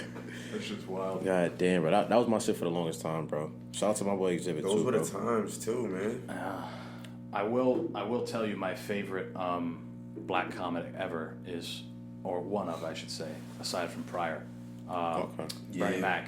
Bernie Mac. Oh my Bernie Mac. God, That bro. motherfucker could read the phone. Bernie Mac. I used to low key hate on him though, because What? people used to make him out to be this like crazy funny comedian. But that's when I started to watch more movies. You know what I'm saying? Okay. I only seen Mr. 3000, and I really judged him based off Mr. 3000 and the Bernie Mac show. Yeah, Then I started to read into okay. his biography. You know what I'm saying? Like discography and whatnot. See who he was. And I started to see who he was and his actual, his actual Stand-up. comedies, his Yeah, stand up, all that. Yeah, but like you said, Richard Pryor. Richard Pryor. Always. Yeah, I never really listened to Number Richard one. Pryor like that. Oh, I'm not gonna lie to you, bro. He literally invented black comedy as people know it now. Yeah. Like he does all that Yo, shit. hey, give me a history lesson right now, brother. Mike Epps, Yeah. Chris Tucker. They Nah, both Chris looked up to Tucker. Richard Pryor. Chris Tucker was Yeah. funny as shit, bro. Eddie Griffin. You guys fuck with Eddie Griffin. yeah, bro. yeah. You ever seen Undercover Brother? I don't think so. Bro, do yourself a favor, watch Undercover Brother. Eddie Do Griffin was yourself funny a as favor fuck. and watch Double Take right after that. Yeah, Wait, I Eddie don't think I Griffin's ever in watched that? that, bro. You never watched Double Take No, with no, Eddie no. Griffin, No, bro? Nah, bro. Hell no. You ever heard of Undercover Brother? No. At least? Undercover Brother, bro. Dude's like a fucking spy, bro. Goes undercover, bro. Just watch. He's a spy. He's a black spy, bro. The craziest shit I ever seen was Eddie Griffin go up and do a comedy show. It was one of his later ones. And the first thing, it was when Obama was in office. First thing he says, he goes, I feel like I remember I that want to special. fuck Michelle Obama. Yo, I ain't gonna lie. Crazy. Yo, I ain't gonna lie. Yo, he's wild for that, bro. And he always did that little. He look at you like. I ain't gonna lie. That's funny as hell. He's more bold than my boy Dave Chappelle, bro. He just came out there and said that shit. That's how comedy's supposed to be. Honestly, That's what it yeah, is. bro. I always like when I see like a heckler Yeah. get fucking like owned by the account, bro. You I know, there's like videos of that shit. I watch that shit all bro. the time. I want you to be that guy if anybody ever talks shit. You know what I'm saying? I need you to be that guy, Antonio. But just fucking The other flame day, me, I man. was doing a show and a guy, like some homeless dude, poked his head in. I was like, "Get the fuck out of here!" He was like talking shit. I'm like, "Get out of here, bro! Get out of here, bro. You're on drugs. Go home. Oh yeah. The ones that turn you Hey, into go an home. asshole." Stuff. Oh yeah. You can't. Nah, that might have been a little too much. That might have been a little too bad, huh? That's perfect. That's comedy. You could do it. Might As long as have, you might keep have, saying shit might have to like give that. a dollar or something after the show, though. You know what I'm saying? Yo, my fault. I didn't mean it.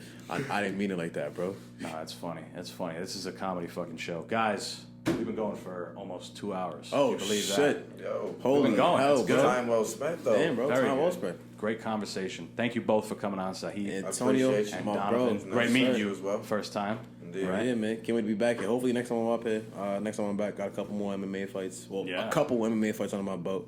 Yeah. You know? Always some new shit to talk about. Hell yeah, brother. Yeah. So, where can people find you? I always People let can find me on Instagram, Saheeb Yeah. Saheeb J _ SAHEEB J _. Boom. You know what I'm saying? If you can share yours Find too. If me you on want. Instagram, same way, _ dying rose. There you go. Guys, thank y'all so much for listening. Follow the show, follow me. All the links are in the description. It's a long one, but stick it out. It's There we almost go. the end of the year, too. What's this? This is coming out on this Thursday, so we got 2 weeks left. So be working. There you go. We're done. Hell yeah, man. Hey, pleasure to fucking have him, man. Peace. Here we go. Wrap it up.